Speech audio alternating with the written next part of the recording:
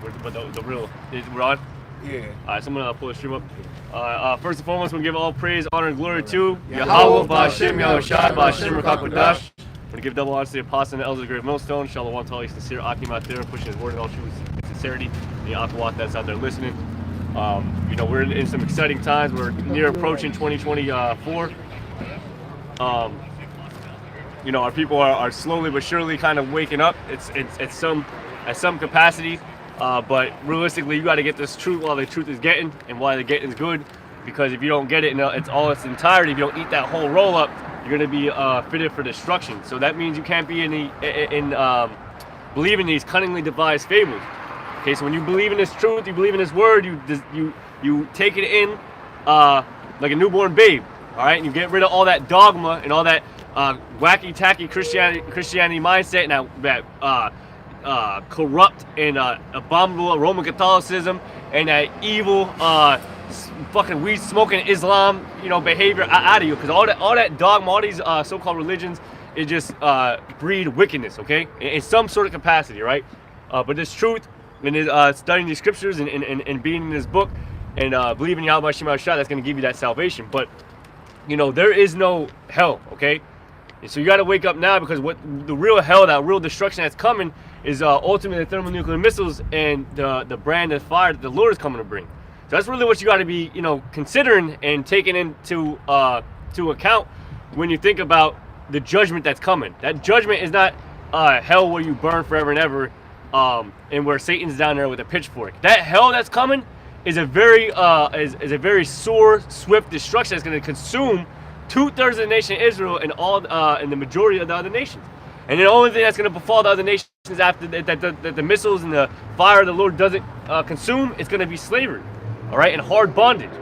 And that's something that's real. That's reality. That's what you got to understand. Ain't no hell, okay? It's going to be a harsh bondage and a harsh judgment and shame. All right, so your 2/3 that receive that judgment, when you come back into the kingdom, you're going to be, you know, have shame upon you. And that's the truth. That's what you got to understand. That's what's going to happen to you. And here we're here to bring it out. All right, now I got you know, kind of a way I'm going to bring out these precepts. And when these precepts are being brought out, you got to consider, you got to think to yourself, okay, if hell is really this thing where you go to burn forever, what do these scriptures mean? You know, why is in the Old Testament it never spoke about as that being a problem? You know, when you go against the commandments, you go against the Lord, why is it never thought of, oh man, I don't want to go to hell? That's never, the thing was, I don't want to follow the Lord's judgment of death, because that was the ultimate recompense or the payback for doing wrongdoings, is death, slavery. We can get that in Baruch, the 4th chapter. All right, what happened to Israel when we went away. But enough of the long intro. We can go with Second Esdras, the 1st chapter. Yeah, or the first. Second Esdras 16 verse 17. Woe is me! Woe is me! Who will deliver me in those days? Yep. So what is Esdras talking about? What is Esdras afraid of? What, you know, like I said, these prophets never talked about, you know, Satan with a pitchfork and a fucking pointy tail, you know, and horns, you know, and this fire, this unquenchable fire that is going to consume your spirit forever and ever and ever and ever. The prophets never spoke about that. When he said, woe is me, who's going to deliver me in those times, this is a physical pain that's coming on the earth. All right, you guys, it's very specific. On the earth, this judgment is coming. Okay, go ahead. Verse 18: the beginning of sorrows and great mournings. Yep. The beginnings of famine and great death. The beginnings of war, and the power shall stand in fear. The beginning of evils. What shall I do when these evils shall come? Right. So if hell is above all, worse and above everything, right? So why isn't that the focus point? Like, listen, do the right thing, because hell is gonna happen. No, it's that Jacob's trouble. It's that famine. It's that you know, crying in the streets. All right, it's women that's gonna be left out here with no husbands that to give them any type of shelter, any type of protection. Protection, yeah. That's what those troublous times that's coming that you really got to consider and be fearful of, that the Lord is coming to bring. Okay. Go ahead. One more verse. Verse 19. Behold, famine and plague, tribulation and anguish. Yep. Famine, plague, tribulation and anguish. Okay, in the streets, man. At home. Okay, in the comfort of in a place where you think you have protection is going to be tribulation. It's going to be anguish. It's going to be fucking famine. No food, no water. You'll be lucky if you even have shelter. Good. Are sent as scourges for amendment. Yep. Every brother talking about that movie that was released. You know, everybody brother was that. Leave the world behind. Yeah, leave the world behind. Everybody talking about that. And that's a real possibility. And that's, you know, however, you know, it happens as far as calamities are concerned, whether or not it's a EMP. Yeah, an EMP or like basically an organized, I'll say an organized quote unquote terrorist attack or a real terrorist attack or just some sort of, you know, quote of freak of nature, you know, some sort of 1,000-foot tsunami or like that. Whatever the case is, it's all doings of the Lord. No matter what the way it plays out, it's all being dealt by the Lord. These cards are being dealt by the Lord. All right. So whatever is on that card, it don't matter really. You know, really the ins and outs of that. It comes from the Lord. Okay. So you know how the EMP happens, whether or not be planned or not planned or whatever the case is really irrelevant. At the end of the day, that's really going. Those type of calamities are really going to happen. Okay, that type of fear from those calamities is really going to happen. Okay, people afraid and not knowing what to do is really going to happen. Go ahead. Verse. Yeah. Verse 20. But for all these things, they shall not turn from their wickedness, nor be always mindful of the scourges. Yeah. Oh, there you go. And in that movie, like in that movie, Leave the World Behind. None of them sought after the Most High after that. None of them say, you know what, you know, they the only thing that they kind of did right was they didn't want to band with some damn strangers, you know, and that's the reality of it. Like realistically, like you know, you're not gonna people aren't gonna be really banding together like that, you know. That's it's gonna be neighbor against neighbor. Neighbor against neighbor, right? Yep. Oh, I can get fucking that. family against family. You know, inner families are gonna be, you know, especially when it gets down to the nitty gritty and it's like, you know. Who knows what's gonna happen next? Even people are gonna start turning on each other. Yeah, quick 3-second one. Yep, go ahead. It's Isaiah chapter 19 and 2. It says, "And I will set the Egyptians against the Egyptians. Yep. And they shall fight every one against his brother, and every one against his neighbor. Yep. City against city, and kingdom against kingdom." Exactly. There's not gonna be no unity, man. And like the thing is, like with neighborhoods, like you kind of had that, right? Blocks, right? You know. Yeah. You know, you niggas on the block and all that. You y'all. guys know that there's certain blocks that kind of keep tightly knit for the most part, right? But that ain't gonna be none of that. Mm-hmm. All right, those suburbs, you know, where you're in those shady acres and everyone's kind of friendly with each other. You got your neighbor to the left, neighbor to the right. Everyone's kind of friendly. You know, during that bullshit holiday Christmas, you know, the neighborhood's walking around, and, you know, giving out, you know, Christmas cards to people and carols. There ain't gonna be none of that, man. There ain't gonna be none of that. Go ahead. It says Matthew 24 verse 12, and because iniquity shall abound, there you go, the man. love of many shall wax cold. Read that again. Matthew 24 verse 12, and because iniquity shall abound, the love of many shall wax cold. Right, and a big iniquity is going to be theft, right? There's going to be a lot of thievery going on because no one's going to have anything. No one's going to have the resources to purchase anything. It's going to be all out chaos. So thievery is going to happen. Iniquity is going to, all kinds of wickedness is going to happen and be up in the streets. And it's only going to result to, you know, killings, man. People are going to be dying. People are going to be killing each other. Yep. And that, my friend, is hell. That is the reality of hell. That's a lot more. You got to be worried about that, okay? That's what you really got to be worried about. When you think about, oh, man, I better get right, or the judgment's going to befall you, that's the judgment, all right? When it talks about a terror of the Lord we persuade, man, this is the terror we're trying to tell y'all about. But listen, man, 2/3 of y'all people, y'all want to live in that wickedness, so, you know, we're going to warn y'all, but if you don't heed the warning, man, listen, we're going to be laughing when your fear coming, just like the Lord going to laugh. Go ahead. It's the book of 2nd Ezra 15 and verse,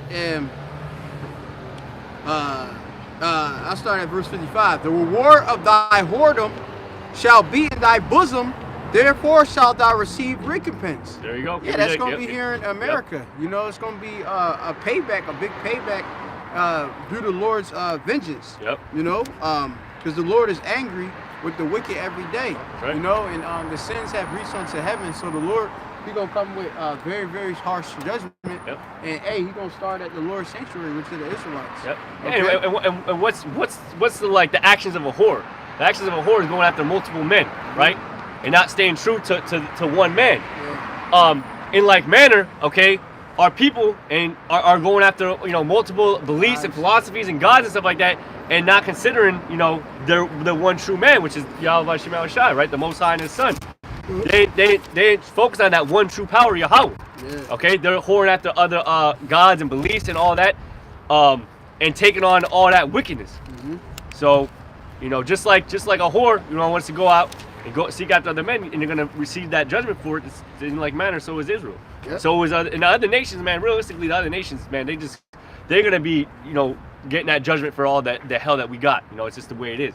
You know, the hell that they put on us, it's gotta befall them. Go ahead. A quick precept. It says, 1 Peter 4, verse 17. It said, "For the time has come that judgment must begin at the house of the Heavenly Father. Yep. And if it first begin at us, what shall the end be of them that obey not the gospel of the Heavenly Father?" Yep. Read that again. That's cut right to the point, man. 1 Peter 4, verse 17. You gotta understand the scarcity, I guess you want to say, like the thin line, like, man, like, listen, if you ain't on the salvation side, which is really hard to get on, you know, and it's only, you know, only a few people receiving that ticket. If you ain't on that salvation side, you're gonna be in for a you know, terrible time when that destruction come, man. And it's like, it's a, you know, very thin line. You know, there ain't no like in betweens here. You know, it's either you're gonna be saved or you're not. You're either of the elect or you're not. God, wait, let him finish that slide. 1 Peter 4, verse 17. "For the time has come that judgment must begin at the house of the Heavenly Father. Yep. And if it first begin at us, what shall the end be of them that obey not the gospel of the Heavenly Father?" And remember, the only ones that can obey the gospel of the Heavenly Father, the only ones that can obey the gospel of the Heavenly Father is the nation of Israel. Specifically, the elect. The elect that's already preordained is the only ones that are going to obey the words of the Lord, obey the gospel. Okay? And then all the rest of Israel is gonna be, you know, basically be partakers of the destruction, and all the other nations, man, they can't obey the gospel even if they wanted to. So they already got their judgment sealed. You got that precept you said? Yeah. You know, like you mentioned with judgment and death that's coming to our people and the state of Babylon. A lot of people is going to die in these streets, man, to the point where y'all wouldn't be able to mourn with each other. Y'all wouldn't be able to set up a funeral or anything like that. You know what I'm saying? There'll just be dead bodies in the street. And they speak about that in Jeremiah 25 and 33. And it says, I'm going to read it in the LFT. It says, in that day, those the Lord has slaughtered will fill the earth one end to the other. No one will mourn for them or gather up bodies to bury them. They will be slaughtered on the ground like manure. There you go. Yeah, so a lot of people is going to be spoiled on the ground. Yep. Yeah, it's scriptures talk about this at Nahum, where it says they're going to stumble upon the corpses. There's going to be that much. That's going to be that much death. You got to really put that in perspective, man. When you read these scriptures, really put it in perspective. I mean, if you have to draw from, you know, movies and TV shows, you know, as a visual representation, then so be it. You know, try to put that visual. You got to put that visual to this book, man. If you don't have an imagination to put the visual to it, I mean, I could read these scriptures and put the visual to it. You know, but you know, look at some of these movies and these shows, man. Where do you think they get that inspiration from to make those shows like that? From the scriptures, man. Yep. Quick precept. Yeah. Going to the exemption. Yes, I'm good. Actually, Ezekiel 9 verse 4. It says, and the Lord said unto him, go through the midst of the city, through the midst of Jerusalem, and set a mark upon the foreheads of the men that sigh and cry for all the abominations that be done in the midst thereof. Right. We know that mark is that exemption from judgment. Get it real quick out. Yep. And that's what we do on the day-to-day, man. On the week by week, we constantly setting that mark, and that's why we come out here. You know, we're putting that spiritual mark on people.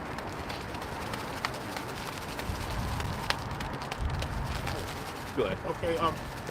Jeremiah 19:9, and I will cause them to eat the flesh of their sons and the flesh of their daughters, and they shall eat everyone the flesh of his friend and the siege of straightness. There you go. Wherewith their enemies and they that seek their lives shall straighten them. So there you have it, man. That's the severity of how bad the famine is going to get out here. That people are literally going to be eating each other. Now that's literally happened in the ancient times where persecution was so bad during that time or whatever that people weren't eating each other's flesh. It's going to happen again here in Babylon, in this daughter of Babylon, America. Yeah, And really across other nations. And realistically, America has this facade of being a great nation. It's really just a third world fucking nation, just covered, just cut masked. It's basically like an ugly woman with a whole bunch of makeup on. Witchcraft. Yep. Fake teeth in. A face all done. And once you start taking all that stuff down, you start to realize like, oh, what the fuck? And look, that's America, man. America. Once you start derobing all that and start seeing what America really is, you're gonna be like, and what's gonna happen is America's gonna be exposed so quickly that it's gonna be like, what the fuck? Like I thought we were in good case. This trillions of dollars of debt that we're in, okay, isn't gonna go away. And all of the abominations is inside that golden cup, and the world is marveling at that golden cup, and they want to drink it. Yep. It says the word for mark in Hebrew, H8420, the Y. It said desire mark. A mark as a sign of exemption from judgment. Yep. And that's the only way you're going to be spared in that time is to get the mark from those angels. Your strength is not going to save you. Your rifle is not going to save you. Your physical abilities is not going to save you. The storage houses that you build in bunkers, that's not going to save you. The only thing that's going to save Israel is the mark of exemption. And how do you get that mark? You come out on the highways and the byways and you sigh and cry for all the abominations that be done in the midst of. Homosexuality, adultery, anything that can destroy you or society is an abomination. And you got to come out here and speak out against it. If not, then you compliant with it, and therefore you're going to eat a missile. Yeah, it's good to talk about what your only defense is, which is Proverbs 18:10. The Lord's name, the Lord's name is a strong tower, and the righteous run into it and safe. The only way you're going to get any type of safe haven, the only place you're going to get safe haven from, is the Most High and His Son.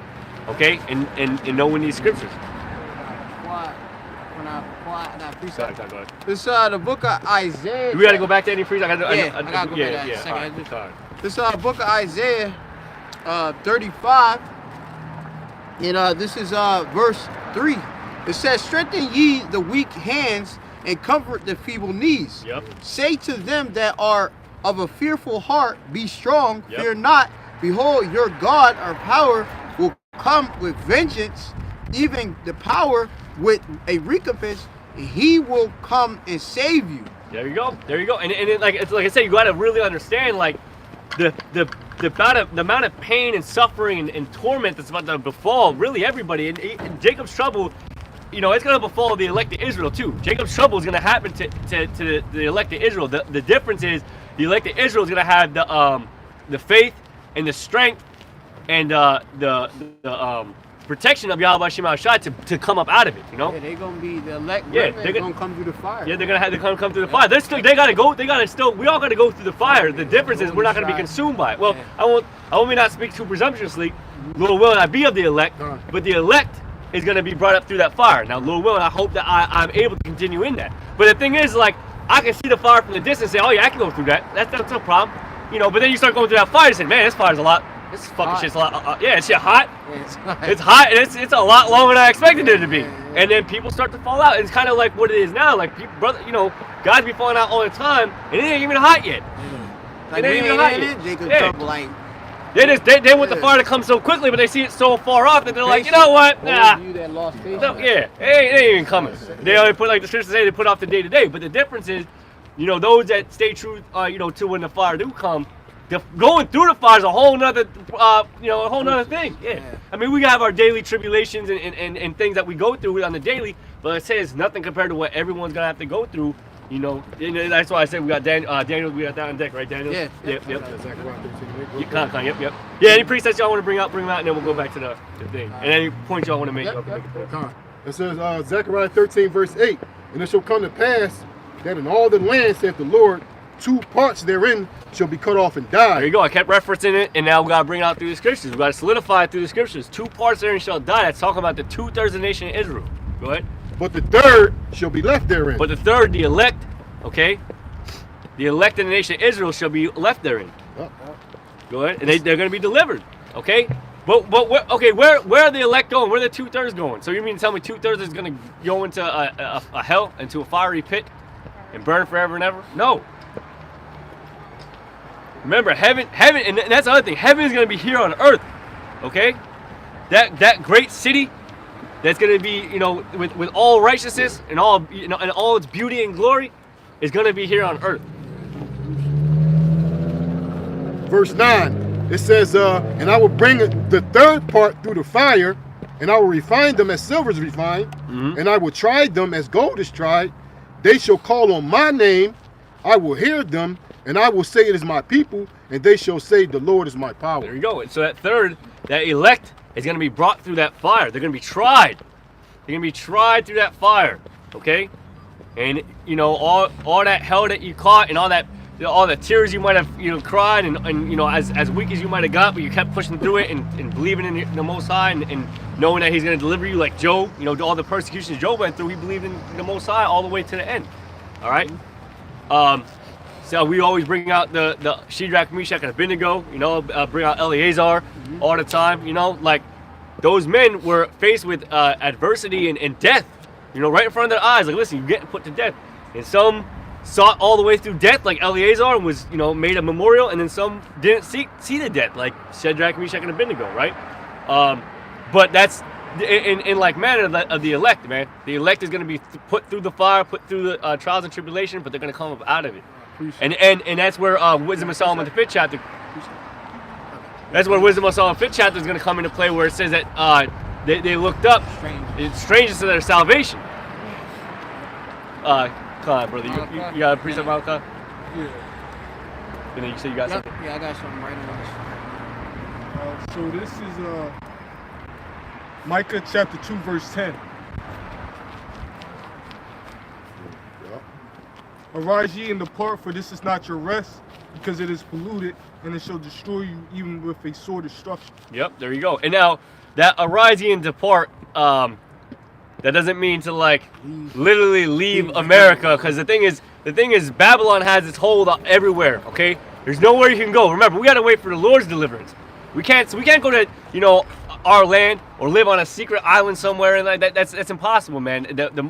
Remember, the earth is given into the hand of the wicked. Yep. All right, and the only one that's gonna take that power from the wicked is the Most High. Yep. So we have to wait on the Lord. So just understand when it says arise and depart. Okay, it doesn't mean to literally get up and get on out of Babylon. All right, arise and depart, meaning like basically get out of America's philosophies, get away from the wickedness of this kingdom, man. Yeah. This ain't our rest, man. So stop believing in this system, man. Too many of our people believe in this fucking system, man. It's a faulty, flawed system, a wicked system, and it will burn you every time you believe in it.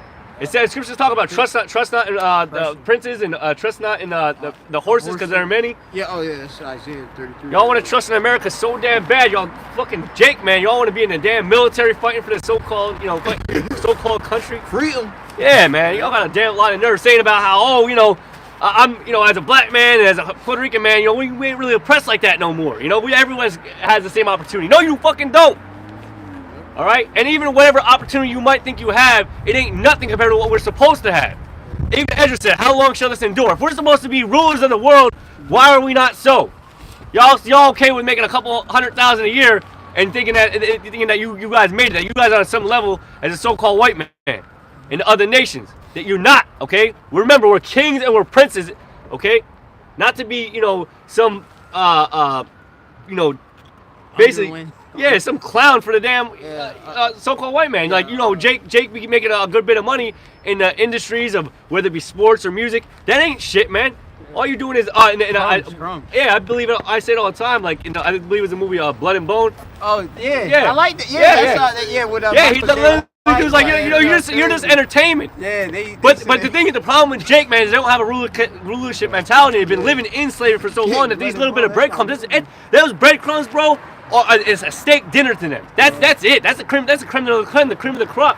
So these breadcrumbs that the wicked and Esau dropped for our people it's sufficient for them. But listen, we want it all, man. We want it fucking all. Yep. We don't want no damn breadcrumbs. We want what the Lord gave to us, okay, and is gonna give to us. And I'll say this: we want what the Lord promised to us, and Lord willing, we get it. Yep. And we will, and the elect will get it, man. The elect is gonna get what the Lord promised them. And that's like I said. Why I said Ezra said in the 6th chapter, said, "How long shall this endure? If the world be made for our sakes." Anyways, today you get a 25-cent raise. Yeah. Congratulations. Yep. Every year you get a couple cent raise. Meanwhile, bread just went up $5. Yeah, right. Milk went up $3. Gas, okay, Chip. which is Russia's fault apparently. Blame Russia. You can't even get a quarter chip. Yep. Yeah, man. Yeah. Talking about we just gave you this good promotion now. Yeah. You know, keep all these other all these other spics and niggas in their place. You know. Yep. Yeah, it's like nuts. Like I was saying, the one year I was like, Lord, if I don't get a raise, like I don't know if I can afford another raise. We all suffer in that, man. The Like, Lord, He gave it. I think the scriptures talk about that too. Like, you're gonna make it's a part of the curses where basically you'll make curses the basket. Yeah. You'll make up money. Basically, Host? Yeah. Haggai. Yeah. Haggai. You will gotta get it, but basically, like you're not gonna ever be sufficient enough. Like no matter how much money you make, it's never gonna be enough. And mind you, that's kind of how America's operate. America's a consumerist, like it's what's that called? Not consumerism, but basically capitalism. Yeah, everything's about like high spending and all that, and they push that so much. So like you get a little bit of money. Well, you want a nicer place. You don't want to be living in the fucking slums. So you look at what you're making, and you try to make you live in a better place. That's not necessarily a bad thing, but like obviously the more money you make, the more you're gonna chase after things that are of capitalism. Like we personally try to live a humble lifestyle, for the most part, and do what's needed or get what's needed of us, the daily bread and all that. But the majority of people, man, they see what the celebrities are doing and what they're wearing and all that, and how much money they're spending. Rims. Yeah, yep. They lust after, they go after that, man. So every little bit of money they make just goes right to whatever bullshit they want to buy. And the more you make, the more they take. Yep. Yeah. Oh yeah. Yep. So Yeah. it's like you could go to college for X amount of years. You know what I'm saying? Get your degrees, be $50,000 in debt. Just to run into a good job for the companies to take for the state to take all your taxes. You know what I'm saying? For the federal estates and everything like that to take all your taxes. They taking damn near half your check. Listen, bro. I'm in there, man. Listen. Once, man. I got that. I got one check, man. I'm kidding you not, bro. It was like 48%. It was like damn. Yeah, it was crazy. It was insane. It was something wild. Yeah. I mean, it was like it was a big check or like that, but still, it didn't justify. I couldn't believe it. I was like, that's fucking evil. It was like 40. It was like something crazy. It was like that high. Good reach up. Yeah, go ahead. Jeremiah 2 verse 14. Is Israel a servant? Is he a homeborn slave? Why is he spoiled? There you go, man. There you go. But unfortunately, that's the mentality of our people, man. They believe that they're homeborn slaves, but that's the problem of oppression. They what the hell is that called? Stockholm syndrome. Yes. And I had the pleasure of going to this little like museum with Gabar Yehuda and then Yakalba and Dabaq. I believe I'm one. And we went to this little kind of like slavery museum, and she was going into like a lot of that stuff, and just like there's a lot of connections and things that you really wouldn't realize that's connected to slavery, and it kind of in some way oppresses our people. In some sort of fashion, it oppresses our people. Yep. So Esau got a lot to pay for, is what I'm basically getting at. The other nations got a lot to pay for. Yep. So we're angry. We're angry for a very reasonable reason. Yeah, righteous reason. Yeah. But anyway, Sluck, you got precepts? You done with that one, right? You got another one? Or you got go ahead. Go with that, and I'll come with you. This is Proverbs 11:3. It says, "The integrity of the upright shall guide them, but the perverseness of transgressors shall destroy them." There you go. Give me the word for integrity, and then read that again. That's another thing, man. People have no fucking integrity, man. Tama. Tama. T-U-M-M-A. Tama. You say? Tamyam? Tama. Oh, Thamar. Tamar. Yeah. Tamar. Integrity, uprightness. Yep. Innocence, blameless.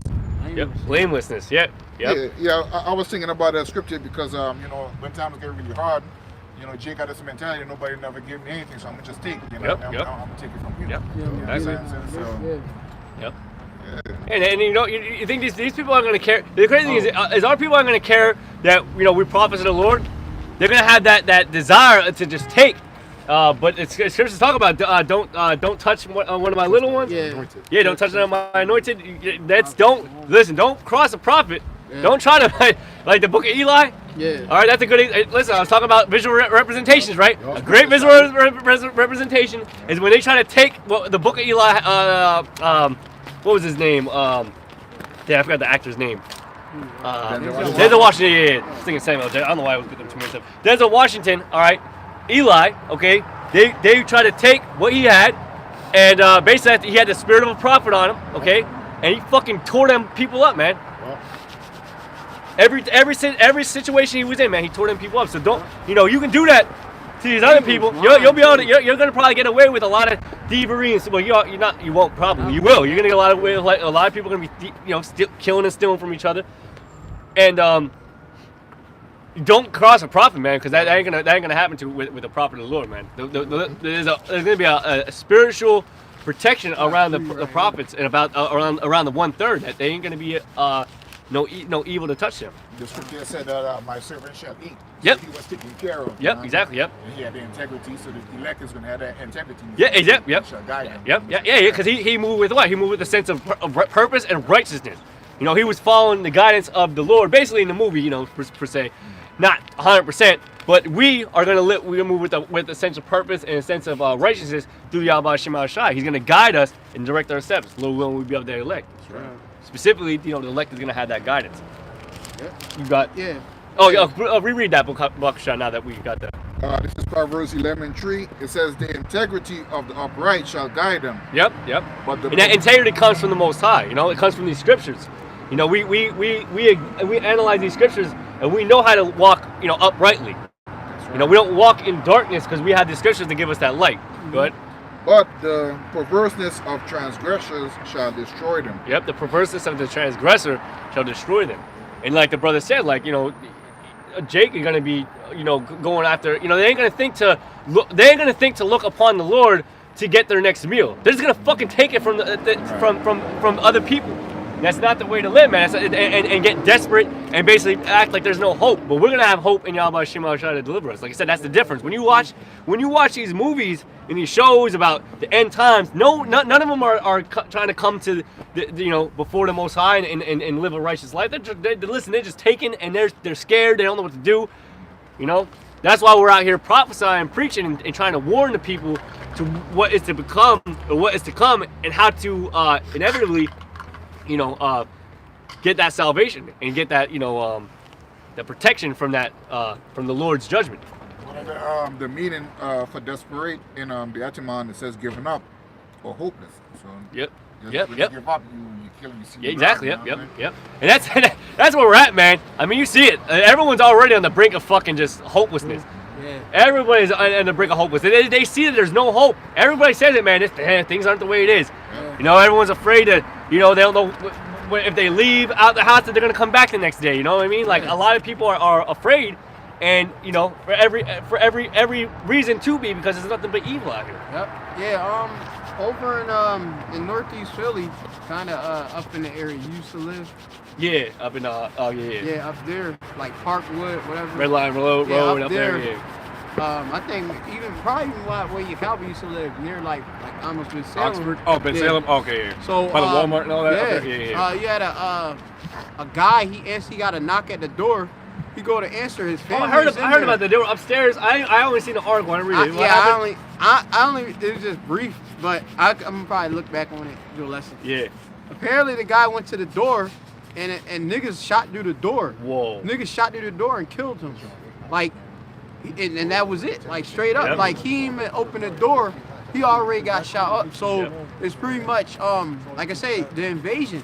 Yep. You know, like, and like, judgment could come down at any time and such. You don't have to like I say, be like looking for like some problem to come to you. They'll come to you. The Lord will bring that judgment to you. Yeah, but before, man, if you go back, like, you know, early 90s, 80s and stuff like that, like, you know, it was a little bit more like crime was like one of those things, like, you know, if you live a life of crime, you'll be a result of a death of crime, right?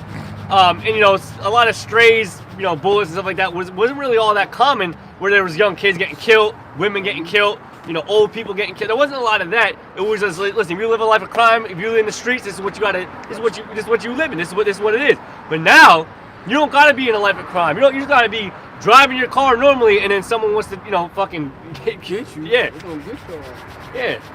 It's a lot. It's a different place we're living in. Why? Because we're in the end times, man.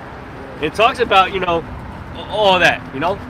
Yep. The spirits are riled up, man. Spirits of vengeance are out there on all. That shit right there. See?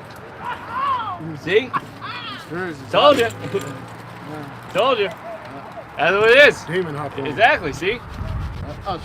In the flesh, and like, okay, that just goes to show you that, like, just demons, just spirits, just jump on these fucking people to wild out, man. Nowhere, and he looked like a so-called normal guy. Yeah, he just wild out, man. Like I said, you just be trying to, you know, have a normal life, but you know, we have a protective hedge around us, right? Yeah. And at the end of the day, all the way till death do us part, we're gonna believe on the Most High, Yahweh. Quick precept. And even after death, go ahead. Ecclesiastes 5 verse 7. It says, make no tarrying to turn to the Lord, and put not off from day to day. Yep. For suddenly the wrath of the Lord shall come forth, and in thy security thou shalt be destroyed. Damn. And perish in the day of vengeance. Damn. Go ahead, speak on that, bro. That's. Yeah, you're supposed to not make no tarrying, not wait, not put off from day to day to proclaim Yahweh Shem Yahushua in your life, and to follow, you know, the law, statutes, and commandments to the best of your ability, and basically walk in the manner which pleases the Lord. Because judgment, like the Ak was saying, judgment can come at any moment. You know, so we not waiting to ask the Lord to protect us and guide us and comfort us. You know, and basically to preserve us. You know, in these troublesome times. Yep. And the crazy thing is it says make no tearing. Yep. And it said the result of tearing is basically going to, what did it say? It says, Sirach 5 verse 7, make no tarrying to turn to the Lord, and put not off from day to day. Right. For suddenly shall the wrath of the Lord come forth, and in thy security thou shalt be destroyed. Right, so right here in that tearing, when you realize, oh, fuck, and then that destruction that's befalling you, there is not going to be no time to say, oh, you know what, Yahweh Shema, please deliver me. It's too late. Once this brother's leading, once this happens to you, listen, you're already, the door that was, get me that, the mercy seat, the doors of the mercy, I think it's a Revelation. What's that? The doors of mercy or something like that should be closed or something like that. Damn. I forget what I'm probably butchering. I might even cross the two scriptures, but there's Is it in Peter's? What, like, dark, yeah, the doors. Anyways, go ahead. Come with that. I don't know. Hold on a minute to look up. Sirach 5 verse 7. Make no tarrying to turn to the Lord, and put not off from day to day. For suddenly shall the wrath of the Lord come forth, and in thy security thou shalt be destroyed. There you go. And perish in the day of vengeance. Yep.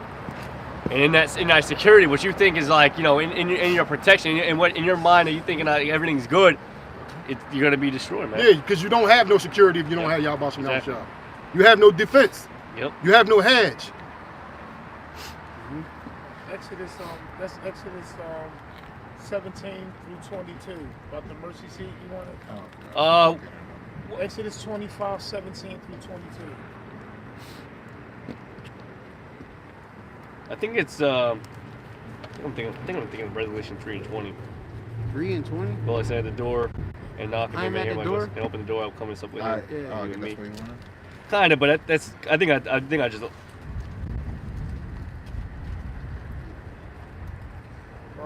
3 and 20. Behold, I come at the door and knock. Yeah, basically. Because the point, it's not necessarily what I'm saying, but the point is basically like, go ahead, read it. Come on. Revelation 3 verse 20. It said, behold, I stand at the door and knock. If any man hear my voice and open the door, I will come in to him and will sup with him, and he with me. Yeah, it's not exactly the priest that I'm looking for, but basically, like, you know, you gotta open that door. He's only knocking for a brief moment. So when that knock comes, you gotta open the door. You can't wait, take your time to get to the door and say, you know, whatever. Yep. You know, I'll get that call later, because guess what? By the time you open that door, Yahushua ain't gonna be on the other side. You know what's gonna be on the other side? Death. Yeah, a damn missile. You don't open up the door and you're gonna see nothing but a pillar of fucking fire and smoke coming at you.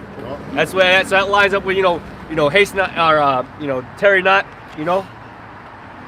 So when Yahushua is knocking and you know when the Lord is knocking, with hearing these precepts and all that, listening to the videos, you know Yahushua is knocking right now. And it's not like it's the 70s or the 80s or 90s when the mirth was great. You could take a quarter and turn it into $1 million. There's no prosperity out here. So what we speaking is true. You can see it. Anybody can see that this shit is over with. And the Lord is knocking on your door to turn back to Yahushua. But like you were saying, 2/3 of our people is not gonna get that knock. They're gonna push the end button, or they're just going to simply ignore it. Yep. Go ahead. You got It's the book of Psalms, chapter back on Ryan Young point uprightness. Psalms chapter that'll be 17. Or no, 18. And I'll start at verse 22. For all his judgments were before me, and I did not put away his statutes from me. I was also upright before him, and I kept myself from mine iniquity. Therefore had the power, Yahweh, recompense me according to my righteousness, according to the cleanness of my hands in his eyesight. All right, and this is what the Lord gonna do for the house of David. He's gonna give us a righteous payback because we have Yahushua as our propitiation. And when we are departing from iniquity, we making the altar fat. With the good ways of Yahushua. Going on, it says. Psalm chapter 18 and verse 23. I was upright before him. I kept myself from mine iniquity. Verse 25. Sorry. It says, with the merciful, thou wilt show thyself merciful. With an upright man, thou wilt show thyself upright. Brothers. Yeah. Also we pay each other back being merciful.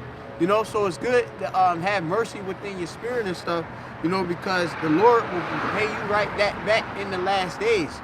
You want, of course, Yahweh Shemi to have his grace upon you, to have his knowledge. That's going to keep you sound, in a time which is perilous, when people are going mad, within their heat because they have no stability, because when you have somebody at every moment possibly might run into your house, that's like you on edge every second, and then just wonder if you ran out. You might have had like some of these people they trust in their bow or their guns and such. They might have ran out of bullets, and then it's just them and their family. What do you think they're gonna do? They're gonna kill them, because like I said, these different bandits that's gonna come into invading one another, for the lack of bread, they're gonna have no pity. So that's why we seek the pity from the power, who the Lord, Yahweh Shem Hashai, he's going to lift up a standard for the elect, which we're going to go into it. It says, with the pure, thou wilt show thyself pure. And with the forward, thou wilt show thyself forward. Mm-hmm. Yeah, and the Lord going to show, of course, his left-hand side to the wicked, of our people, 2/3 in America, and that land that's going to get cut off is right here in Babylon, and the Lord gonna show, some very terrible judgments, teeth of wild beasts, famine, the sword, it's gonna be horrible, going on. Yeah, I don't know if y'all got precepts in the midst. You want to rise up the standard?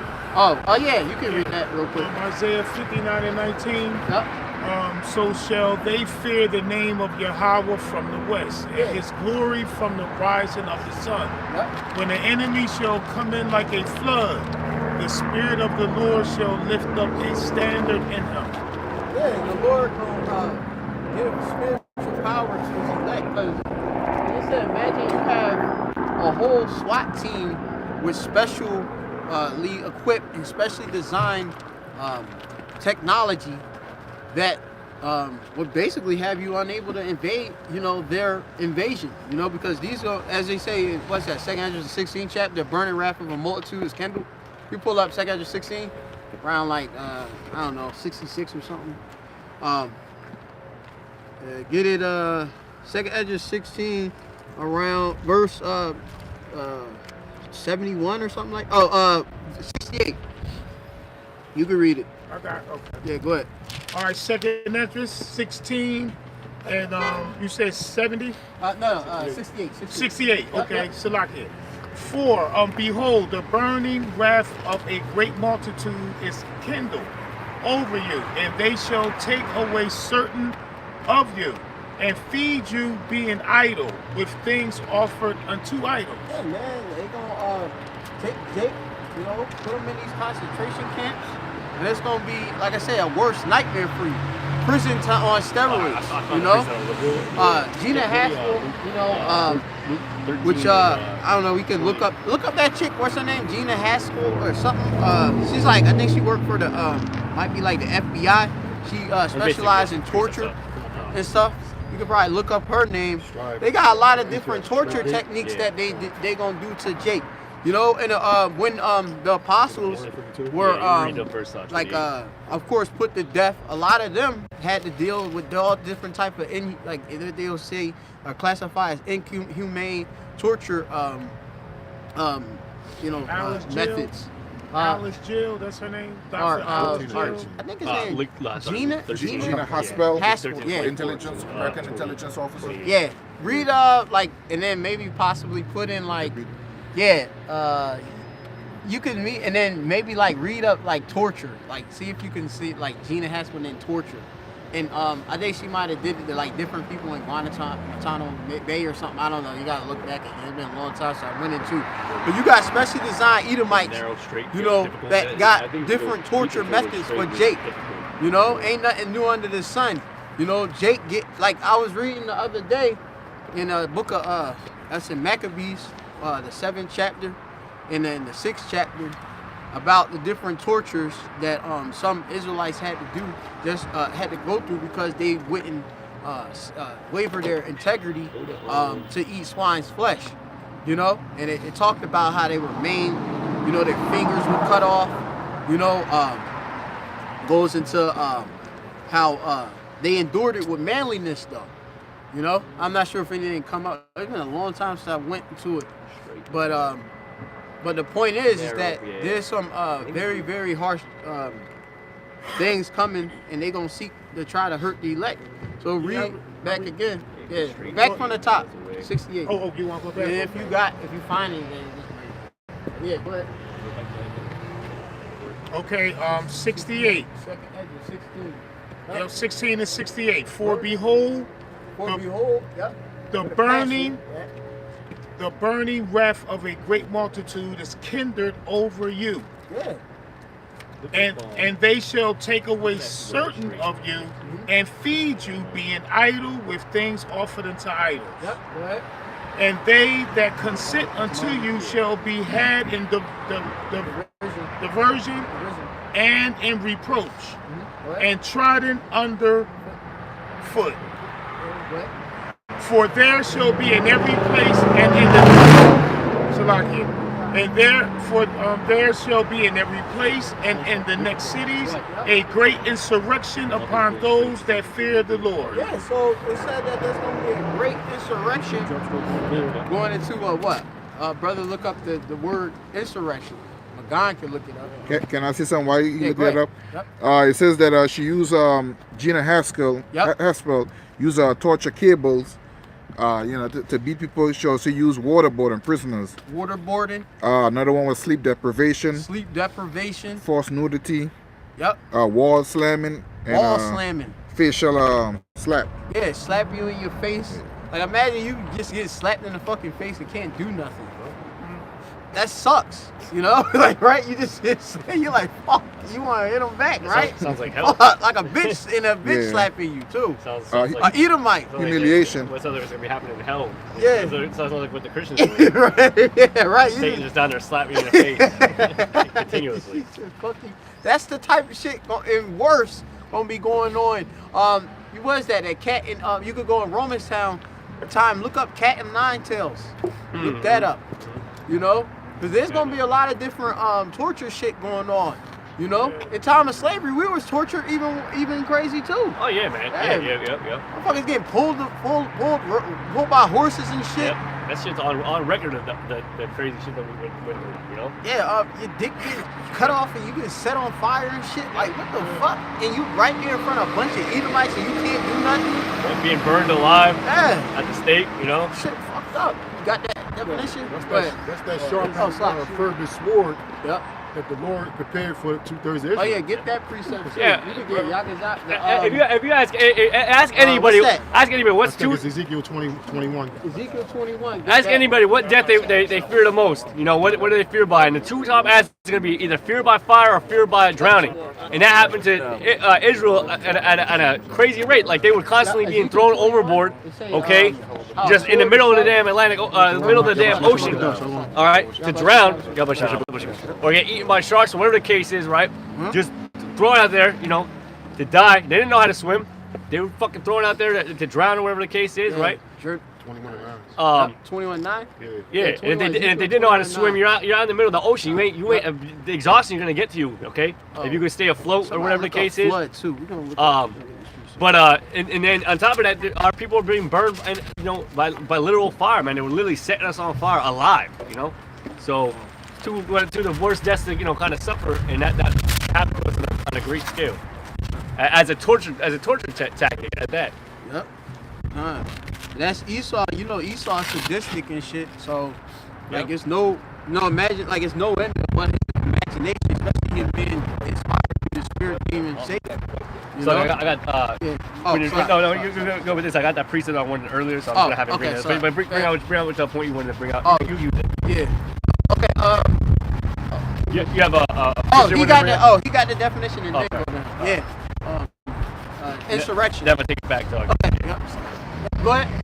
Insurrection of a violent uprising against an authority or government, rebellion, revolt, uprising. Yeah, it's gonna be a great revolt, you know. And what do you think these people gonna do? They're gonna come for the elect, you know. Because, like I say, we like they say, they call us the prophets of doom, right?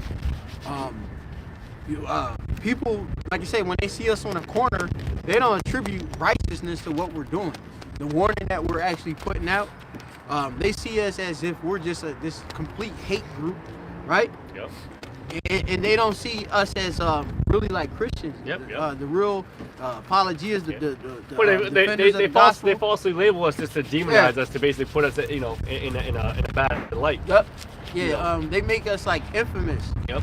But really, Yakalba shot, he gonna give us he gonna give us praise and fame in a place where we didn't put the shame, because we get put a great shame out here. You know, you see that damn demon, he was acting crazy. That fucking screaming. I don't know what the hell was going on with that. Yeah. You know, damn demon, that whole spirit jumped on that. Yeah, crazy ass spirit too. That only proves that we the men of the Lord, because the Lord said if they hated you, know that they hated me first. Yep. Exactly. So just keep on doing, the fighting, the good fight. Yep. Faith. Yeah, go ahead. Insurrection. Oh, and then you read where you was at, because you called it. And then go ahead. Ezekiel. This is Ezekiel 21:9. Yeah. Son of man, prophesy and say, thus saith the Lord. Say a sword is sharpened and also refurbished.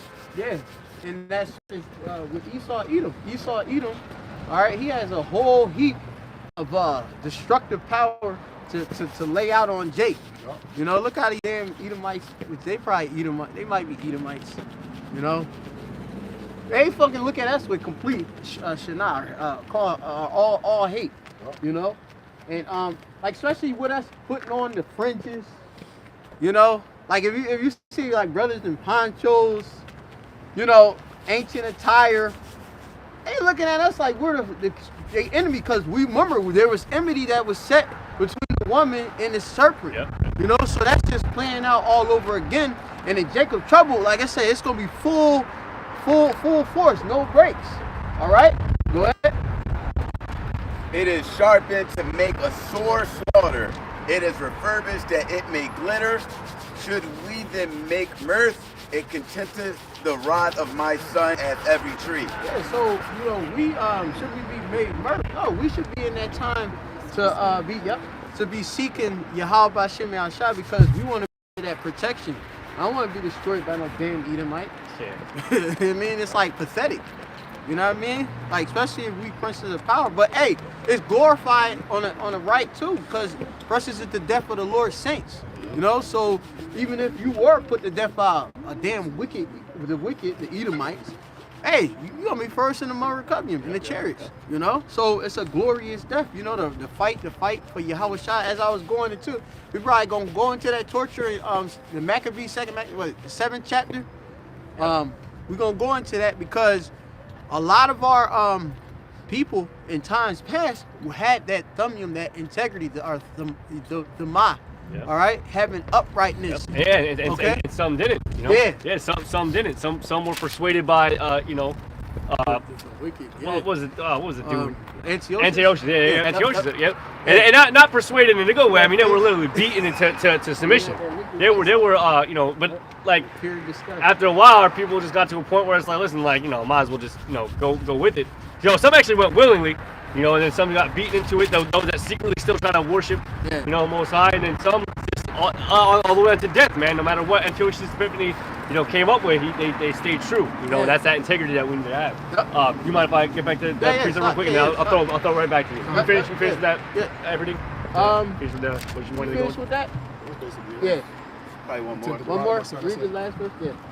And he hath given it to be refurbished, that it may be handled. Yep. This sword is sharpened, and it is refurbished to give it to the hand of the slayer. Yeah, Esau. So the Lord, He actually gave this power to Esau. Yep. And like I say, like we gotta get back to that Jacob trouble. Yep. Death. Talk about death. I think Revelation. Going into Jacob trouble. Yep. It's gonna be real harsh out here, and like we need to more so be right now armed in that mindset right now. Anything can be changed at any moment. Right. Just like how COVID-19 came in 1 second, and like I said, different other prophecies come. Like war, rumors of wars. You got gangs over there in Gaza. Yep. You got gangs from Ukraine. Like anything can go anytime, so we gotta be ready to be, as it says, pilgrims in these times. Yep. All right, we can't be sitting there, settle on our lees and, hoping this America just to continue. As the brother brought out the precept, rise ye in part, because this is not a rest, it'll destroy you with a sword of destruction. So, hey, go ahead. It says, Luke 13, verse 24, strive to enter in at the straight gate, for many, I say unto you, will seek to enter in and shall not be able. Come on, read that again, Slide. Luke 13, verse 24. It says, strive to enter in at the straight gate. Now earlier I was talking about, the mercy doors and all that. It kind of got two scriptures spliced up together. We got to the Revelation part, but this is basically where our people are at, man. This is why you gotta this is why you gotta get it while the getting's good. This is why you have to take it all in now, because a lot of our people are living in their wickedness and living in their pleasure. And you're not going to be able to go after the Lord when you think it's time, right? Or when you think you had the time, right? So, but go ahead. And that word for straight is the nos. It says narrow or straight. Yep. And then when you look at it on the etym online, it says often in plural straights, the sense of difficulty, plight. Yep. Yeah. Actually, can you give me that scripture real quick about the kingdom that be off in the distance or like that, but the road is narrow. So narrow that only one man can go by it. Yeah. Go by it. Just look up. Second entrance. Yeah. 2. Yeah. Just hold that right, because I just want, because it will just basically, we'll read it real quick because it goes into that straight. But go ahead. Because straight is basically like, it's very narrow. Difficulty. Yeah. It's very narrow, and you gotta understand that, like, if you were to ever walk on something narrow, like a tightrope or something like that, like it's difficult. It's not easy. The more you have to walk, in a narrow passage, the more harder it is. Unlike walking down the street, like you got all kinds of movement to walk around. The more narrow a walkway gets, the harder it is. So that straight means narrow, and it's gonna even solidify how straight or how narrow or how difficult this path really is in Esdras. But go ahead. Because that's why when you get pulled over for a sobriety check, the cops ask you to walk a straight line. Exactly. Yep. Because it takes more concentration. Exactly. Yep. There you go. Yeah. There you go. That's it. That's it. So when it talks about walking that straight line, it's difficult, right? And you got to be, and that's why, hey, as another beautiful point, that's why you got to be sober-minded. Because how are you gonna walk a straight line, all jacked up on philosophy on that one? Yeah, exactly. Yep. Yep. It says, go ahead. Luke 13, verse 24, strive to enter in at the straight gate. Yep. For many, I say unto you. Oh, so okay. So the strive to enter in at the straight gate. So what you gotta understand, what we're gonna read is, like the brother said, like imagine as you approach, somewhere, you're on a broad field, right? You're on a broad area. As you're striving to a straight or narrow or difficult line of passage, you have to prepare yourself for that. As you get closer and closer to it, you can't be just walking all over the place. You have to start walking in a straight line to get onto, maybe a small bridge or something like that, right? Or whatever the case is, you get the analogy. So you have to prepare yourself to get ready to walk on that narrow road. Now, what's beyond that narrow road? The kingdom. What's on the left and right side of you of that narrow road? Death. Okay? And you can use the tightrope scenario too. Yep. You're walking on a tightrope. Yep. You got balance. Yep. Yeah. There might be a couple. Waivers or stumbles, but it's enough for you to catch your balance and get back on track and keep on pushing forward. You ain't stumbling enough to the death, but you are. You got something real quick? I got that. Second, Esdras. All right, hold it real quick. We'll have this brother read it. Just go with that real quick. It says, continuing on, will seek to enter in and shall not be able. It says, verse 25, when once the master of the house is risen up and have shut to the door, and ye shall begin to stand without. Yeah. So now here's what I was talking about, like that door, right? That door closing. The door just got shut, man. There was an opening for that door. And the thing is, like, say you decide to walk that road, that straight road. Get that fucker, sir? Just say you decide to finally walk that straight road. By the time you get there, guess what? The door's closed. Now what? Go ahead, read what happens. It says, read it from the top box. Verse 25. When once the master of the house is risen up and have shut to the door. Who's the master of the house? Yahushua. Yep, good. And ye begin to stand without and to knock at the door, saying, Lord, Lord, open unto us. And he shall answer and say unto you, I know you not whence ye are. Damn. So you go. You finally get there. You knock on the door. Like, listen. You know me. You know who I am. You see me. I don't know who you are. Go ahead. Read. Verse 26. Then shall ye begin to say, we have eaten and drank. We have eaten and drunk in thy presence, and thou hast taught in our streets. Right, so your spirit's just saying to the Lord, like, listen, you see me, we talk, we eating together, we've communed together, right? You remember who I am, right? Verse 27, but he shall say, I tell you, I know you not. I know you not, all right? And that's, that's the other thing too, is like, y'all that think that you know something, y'all that think that you think you believe the right way, and you're believing in, that Jesus Christ. You're gonna realize how much you don't know the Lord and how much the Lord don't know you. But was that? Yeah. Believing in them guys. Go ahead. Power bottom. Yeah. It says, verse 27. It says, but he shall say, I tell you, I know not whence ye are. Depart from me, all ye workers of iniquity. Right. The reason why the Lord don't know you is because you're departers of iniquity, or you're partakers of iniquity. That's all you did is iniquity and killing and robbing and not adhering to the words of the Lord, not adhering to the prophets, scoffing or doing whatever wickedness you wanted to do all the way through to the end.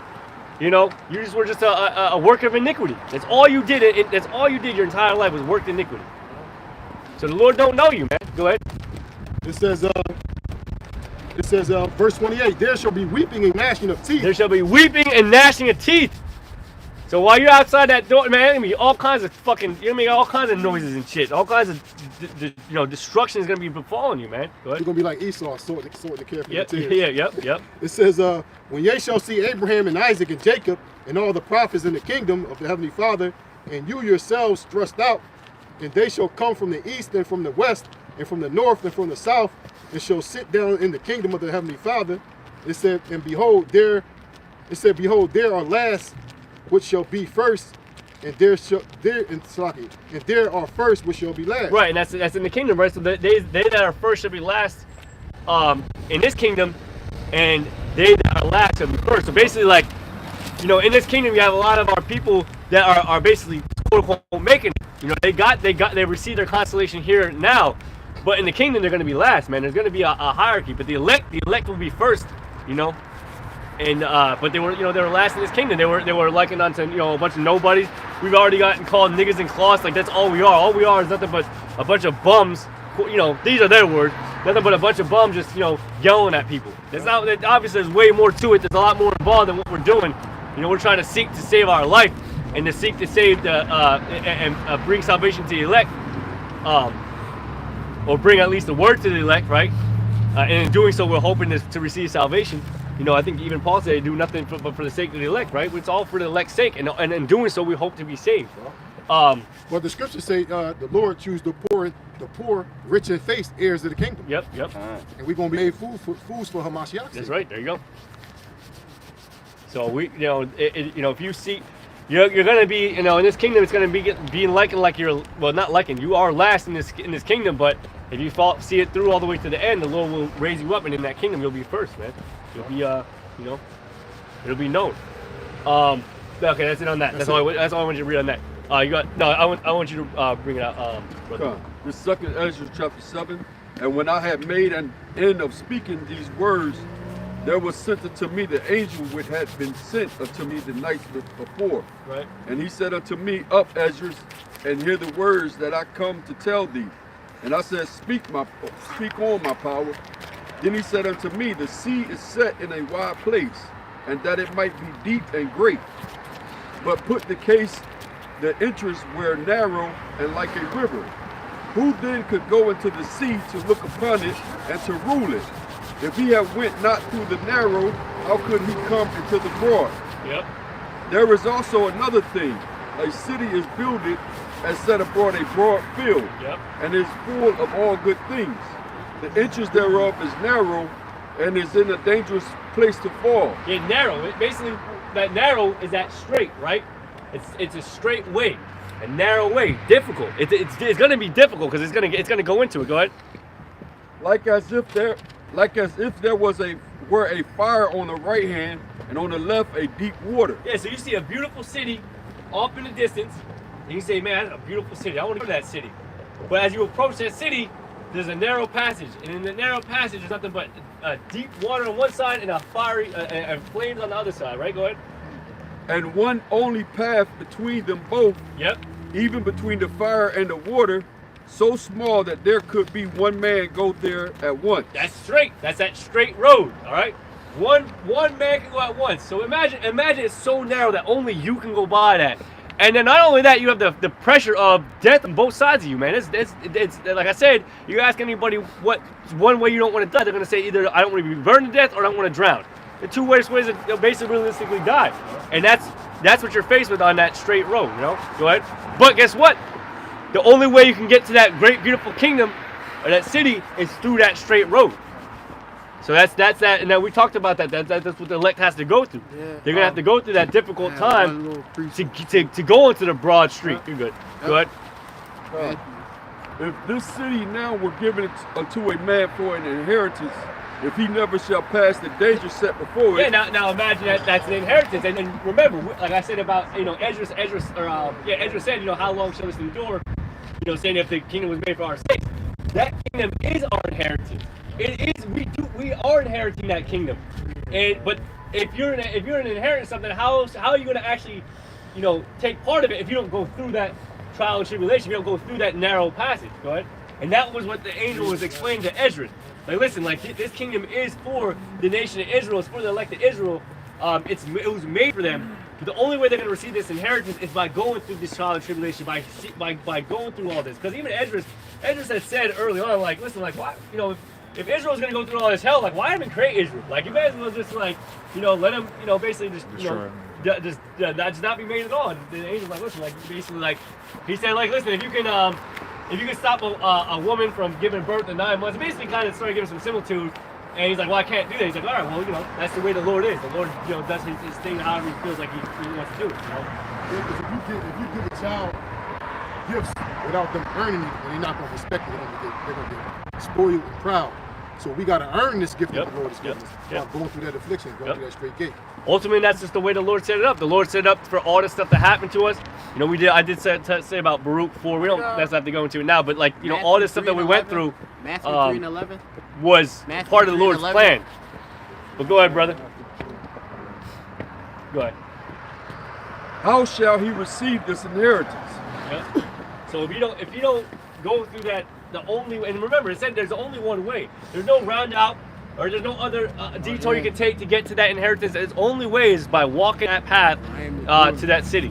You know. And I said, it is so, Lord. Then said he unto me, even so also is Israel's portion. There you go. Even so is Israel's portion. And remember, that great city and that kingdom is only dedicated to Israel.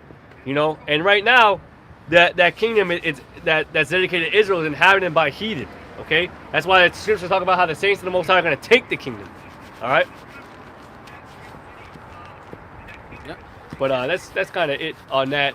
You got a precept? Yeah, Acts 14:22. Basically speaking on that. Acts 14:22, confirming the souls of the disciples and exhorting them to continue in faith. Yep. And that we must go through much tribulation to enter the kingdom of Yahweh. There we go. That just solidifies the point there. Much tribulation, and you know that's why I'm saying like that kingdom is here on earth. All right, that's that heaven on earth, and that tribulation you're going through. That's basically that's that hell. All right, you're going to be going through hell. But it ain't this place that you go where your spirit goes and burns forever and ever. Listen, what you're about to go through, you be wishing that's what you had. That's what it was. You'd be wishing that you just die and then go to a place of burn forever. Now, this man, listen. It doesn't say people are going to be seeking death and shall not find it. Well, that's a revelation. Yeah. And then on top of it, like the scriptures also talk about shame, like that. The shame that you're going to have for the wickedness that you committed, and the shame that you're going to have for dying, by those missiles and by the Lord's fire is going to be, a lot to bear, in that rebirth. You're going to have that shame on you. Yeah. Now this is Matthew 3:11. I indeed baptize you with water unto repentance, but he that cometh after me is mightier than I. Right, talking about Yahushua, go ahead. Whose shoes I'm not worthy to bear. Yep. He shall baptize you with the Holy Ghost and with fire. Yep. With that spirit, with that fire. All right, that baptism is a spiritual baptism that Yahushua came to bring. And he brought it upon all Israel, and it's continued to be brought upon us. 2 and 5. Well, the elect. 2 and 5. Yep. So you got to be in order to basically, because remember, people were going to John. They were going to John to get baptized. They were being baptized by water, to symbolize, the refreshing and the renewing or like that of your spirit or like that. And the scriptures, basically, Yahushua came to bring a new baptism, by the Spirit, okay? And that's how you are baptized by that, basically persecutions you're going to go through, that fire. That's basically what really what renews our spirit and refreshes us. You could walk by. Yeah. Yeah, you could walk by. Yeah. They don't got me. All right. Tazapah? Sarah? 3 and 5, right? All right. 2 and 5. That's Sarah. Who's got it?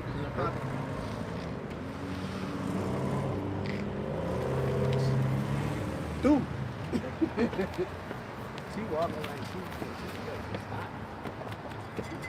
Okay, this is Ecclesiastes 2 and 5. Yep. I made me gardens and orchards. Oh, so Ecclesiasticus? No, in the Proverbs. Yeah, it's a rock. Yeah. Give him a Proverbs. 2 and 5.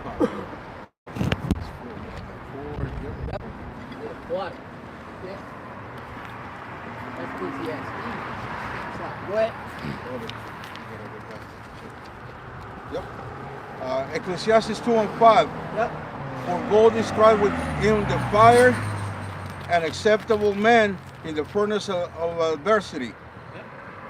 And it's funny how, like, you know, I keep talking about hell and stuff like that. Only because I was like watching this video about this asshole that kind of went in, that said something, and the brother was, you know, breaking it down and watching, you know. So I was watching that video, kind of like in the spirit of that.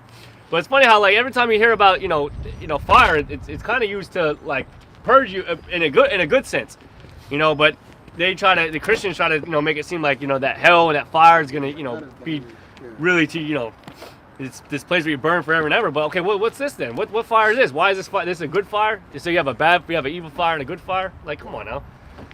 So, you know, this fire that the Lord is coming to bring, you know, it's a spiritual fire. It's a spiritual baptism that's going to, you know, purify you to make you good. But it's not a literal fire. That's the point. The point I'm trying to make is not a literal fire that you're going to be going through. The fires that, you know, that hardship. No, it is going to be literal. Well, yeah, I'm talking about the harsh. They're talking about the hardships. Yeah, but yeah. No, you're right. You're right. Go ahead. We're literally going to go through the fire. Yep. Literally. Yep. No, you're right. That's what it's going to lead to. Yep.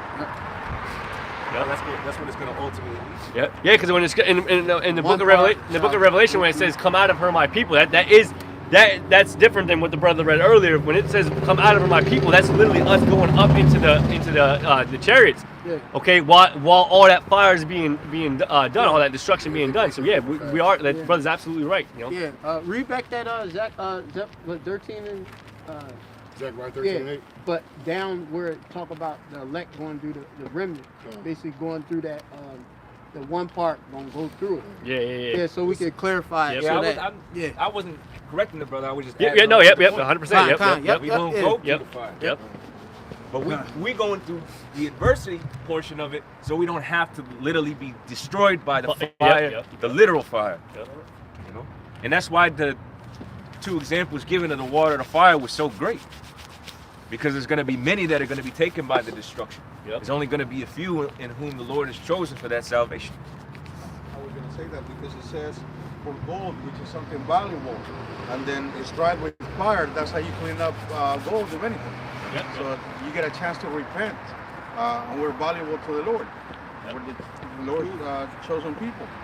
It's also interesting symbol too, because remember the earth was destroyed first by water, and it says now the earth is going to be destroyed again by fire. You know, but it said by the second death is fire. Yep. It said but by this time it shall be with fire. You know, so it's funny how, you know, in that similitude of a straight road, that on left and right was water and fire.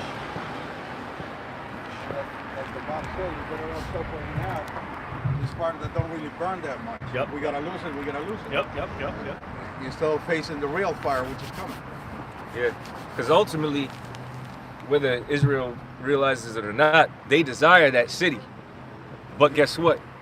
Because of the passageway, like y'all brothers went into, is so narrow, they're gonna fall into the deep waters or the fire ultimately. Yep. Which collectively is destruction. They're not gonna be able to, not gonna be worthy. Yep. You gotta have skill to walk a narrow passage. Yep. Or like I said, when we read in Matthew, it basically said like they tarried. So by the time you got there, the damn door was closed, and you try knocking on trying to get in. It's already late, man. Now you have nothing but a missile to come get you, man. Now you got to go through the real fire, because you ain't protected by nothing. You had the chance to get that protection from the Lord, and now the door is closed. What is Zechariah 13 and 9? Yeah. It says Zechariah 13 verse 9, and I will bring a third part through the fire, and will refine them as silver is refined, and will try them as gold is tried, and they shall call on my name, and I will hear them, and I will say, it is my people, and they shall say, the Lord is my power. You want to go into that word for fire? Yeah. I think it's ash. It says fire flames, supernatural fire for cooking, roasting, parching. It said God's anger. There you go. Okay, can you get Isaiah 66 and 15? God's anger, man. It's beautiful. 66 and 15 reads. It's an old and a goodie. I feel like we don't bring this out enough. Yep, Isaiah chapter 66. It was one year we were bringing this out once. We were bringing this out at least once every week. Yep. For behold, Yahweh, Hashem Yahushua will come with Asher, fire. Yep. And with his chariots like a whirlwind. Yep. To render his anger with fury. Right. So we know that there's going to be a salvation. We know there's going to be those amongst this destruction. So like what the brother was saying, there's going to be a literal fire that the Lord's bringing, and there's going to be those that are brought up through it, and those that are consumed by it. And the ones that are brought up through it, out of it, unscathed, untouched, is going to be the elect. Go ahead. Yep. And it says in his rebuke, with flames of fire. Right, so his rebuke, his flames of fire. So, you know, listen, when the Lord Father come back to reprimand you for your evil ways, he ain't coming to say you did wrong in a nice passive voice. He coming with fire and rebuke, all right, with flames. He's coming with the utmost destruction. Go ahead. And it says in verse 16, for by fire and by his sword will Yahweh lead with all flesh. Yep. And the slain of Yahweh shall be many. The slain of the Most High shall be many. The slain of Yahweh shall be many. There you go. Yep. Yeah. Damn, that's even more, man. Yep. But it's crazy. So apparently Satan has his hell, but the Most High has his fire too. He has his own hell. No, the Most High is coming to bring that fire, that scorching fucking heat. All right. Yeah, that inferno. Remember, the Most High has power over everything. I don't know. I just these people that believe in hell, man. I just wish I could ask them a few questions, because like that, the mindset behind it just doesn't add up to the scriptures. Just doesn't add up. They probably believe in the tooth fairy too. Yep. Yeah. There you go. Yep. Yep. Y'all got precept? So we were talking about earlier too. This is Matthew 24:38. For in the days that were before the flood, they were eating and drinking, marrying and giving in marriage until the day that Noah entered the ark. Yep. So people just gonna be talking about Christmas, New Year's, going on cruises, just partying like what's going on just means nothing. That's what they're doing. That's what they're doing now. Even though all the signs are there that we're coming into perilous time, all the signs are there, man. Yeah. And they even tell you, like, when you look at history and how the collapse of the other societies happened, we're trending in that direction. There's no coming up out of it. I don't think people don't realize how big of a hole y'all dug. That is dug, that you guys can't. That it's not going to come out of. We're not going to automatically spring into this great kingdom. It's the scriptures talk about how it's been going down since the 70s. Get Jeremiah 51:7. That's in red letter too. That came from the Lord. You want it now? Yes. Yeah. Go on. Go right to the point. Babylon 51 verse 7. You got it? What you got? He said Babylon. He said Babylon. You mean Jeremiah? Yeah. He got destruction on his mind. Yeah. He said go straight to the point. I just jumped straight to it.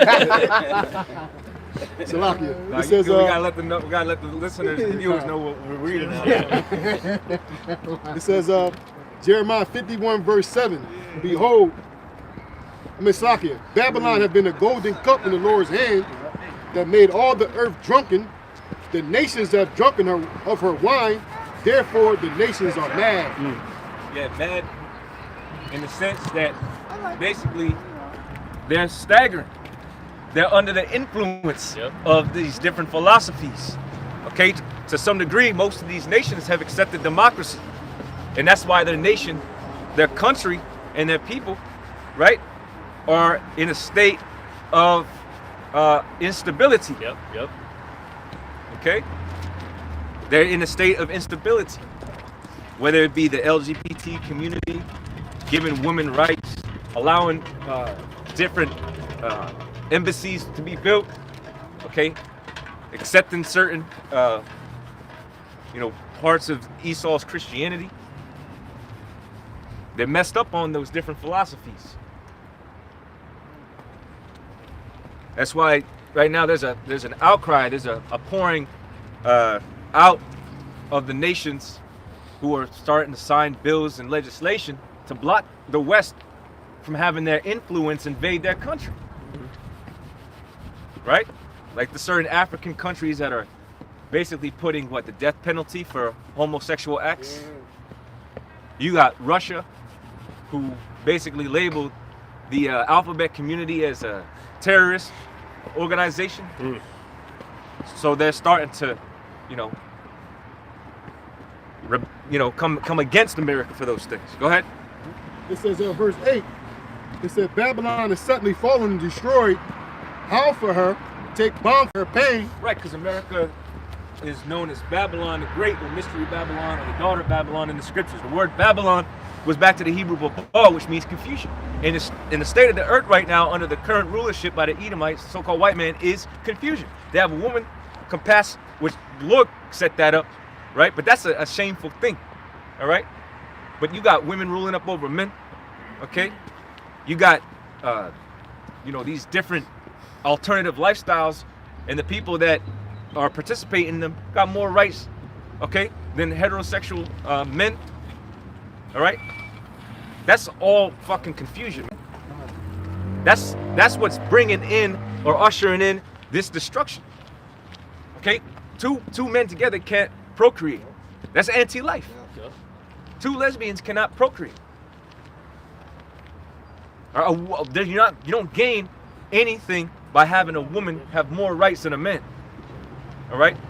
Besides instability. The one raising the children who end up getting, sent off to prison is a direct result of single parenting. Primarily through the court system handing custody over solely to the woman, okay, between 75% of the time, approximately, because that's what they say statistically. And she could have a long, history of doing all kinds of crazy shit, and they'll still afford her the right. So the earth requires correction, and so the Lord is going to bring it upon these nations and upon America in particular.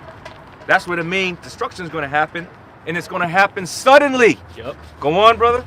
It says, let's read verse 8 again. Babylon is suddenly fallen and destroyed. Howl for her, take balm for her pain. Take balm for her pain. Now, balm is representative of an ointment, something that would heal, something that would restore it back to its, former state. Go on. If so be, she may be healed. If so be, she may be healed. Go on. Verse 9, we would have healed Babylon. So wait a minute. So they've done certain things to try to bring back the economy. Yep. That's failed. Yep. Okay? Stimulus packages. Yeah, stimulus packages. Yeah. They're creating great slogans like "Make America Great Again." Make America Great Again. Right. Well, I think Donald Trump added more to the national debt than even Barack Obama. Yeah. I think they like $6 to $8 billion. Damn. In his whole presidency, something to that effect. Yep. So he just put you Americans further into debt, because who's gonna pay that? Ultimately, you. When you go and read about the Ronald Reagan's inquiry as to where all the federal income tax money is going, they did something called the Grace Commission Report. And it was found out that all the tax money federally collected doesn't go into any of the programs that Americans would expect from their government. Why? Because all the money that's being collected is being paid toward the interest on the money that's borrowed from these foreign entities, these foreign banks that are controlled by the Edomites.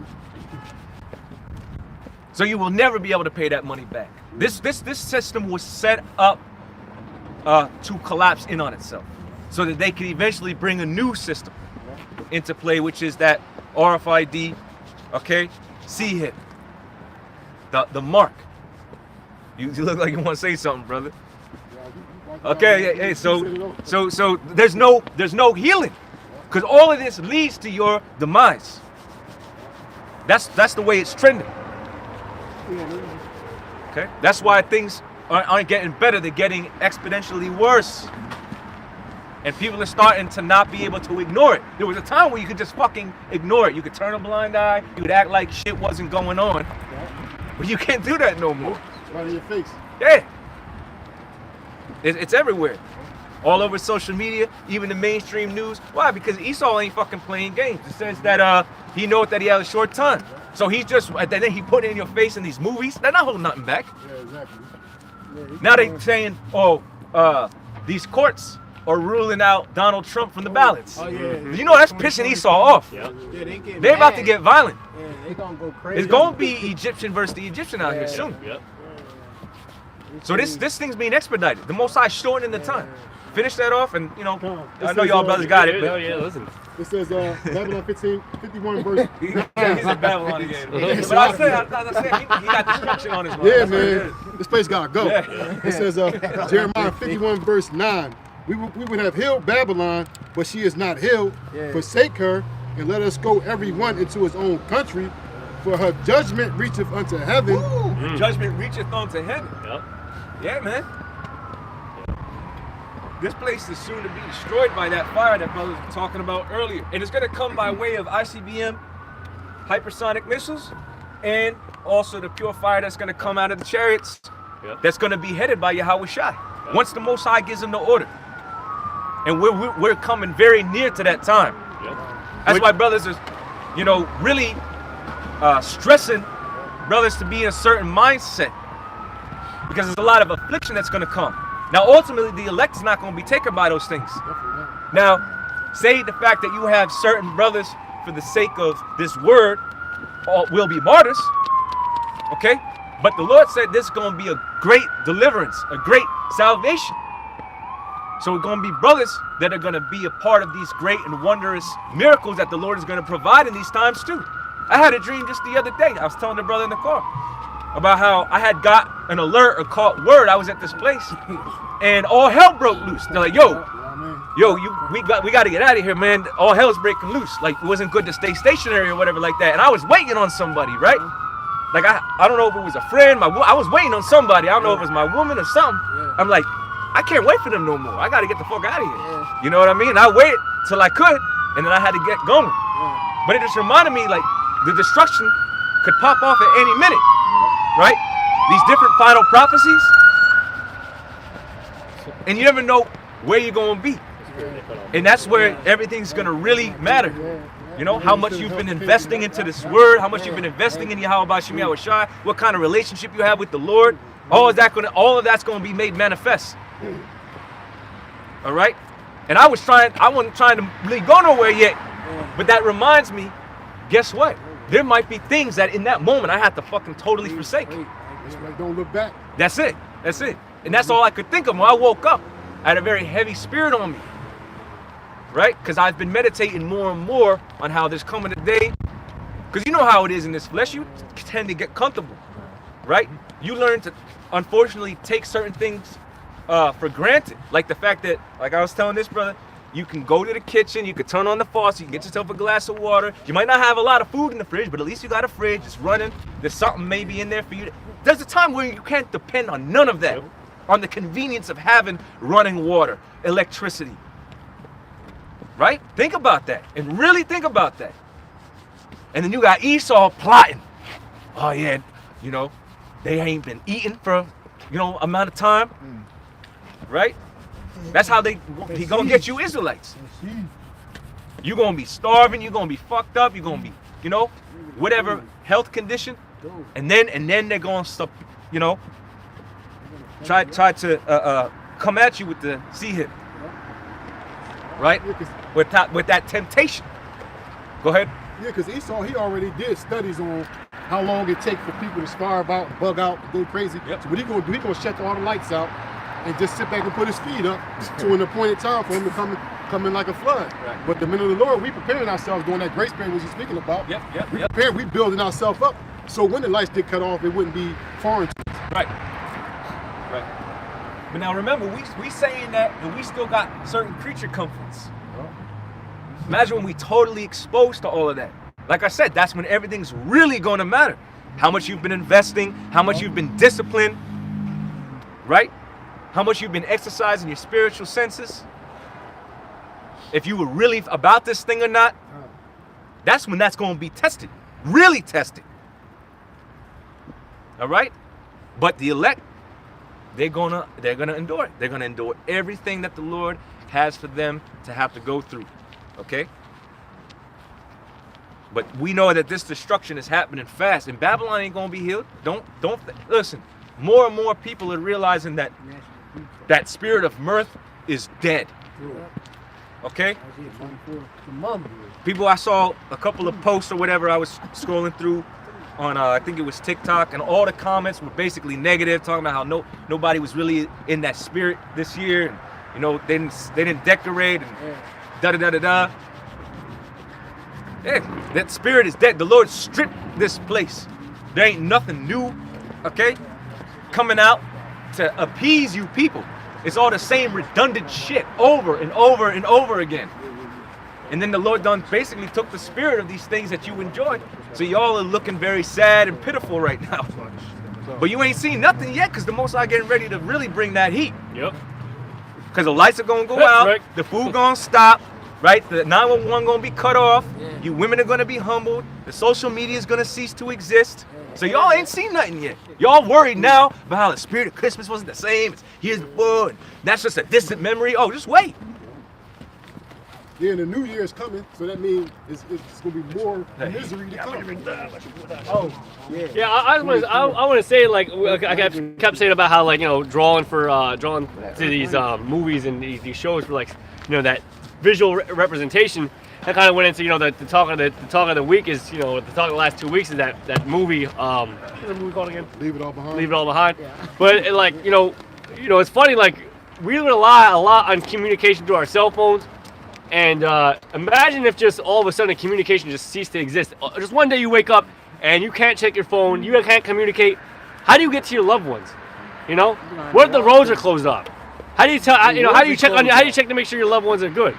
You know, people don't think about that. That's a sketch for all y'all that you know, relying so much on yourselves and on everything else that's not the Most High. Like, it's a very scary thing for y'all. You know, because what are you gonna be? What are you gonna be guided in? You know. I grew up in a time where we didn't have cell phones. Yep. Back in the 70s and the 80s, there was no cell phone. Yep. You had to go to a payphone and put some numbers in. A white page book, a yellow page book. Yeah. Text messages. There were no text messages. There was sending letters. Okay, your texts were sending letters. Yeah. So this cell phone shit. Foreign to the 70s, baby. It's made people extremely dependent. Yep. You know, I just showed the brothers that starting in January 1st, T-Mobile is going to find the $500 for what they fine. deem to be hate speech. Exactly, and you know that's leaning towards the truth. Y'all know that, so they can.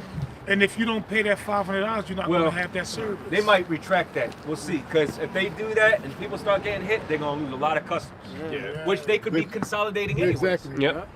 But PayPal tried that shit and they said, oh, nope, we're not doing that. Yep.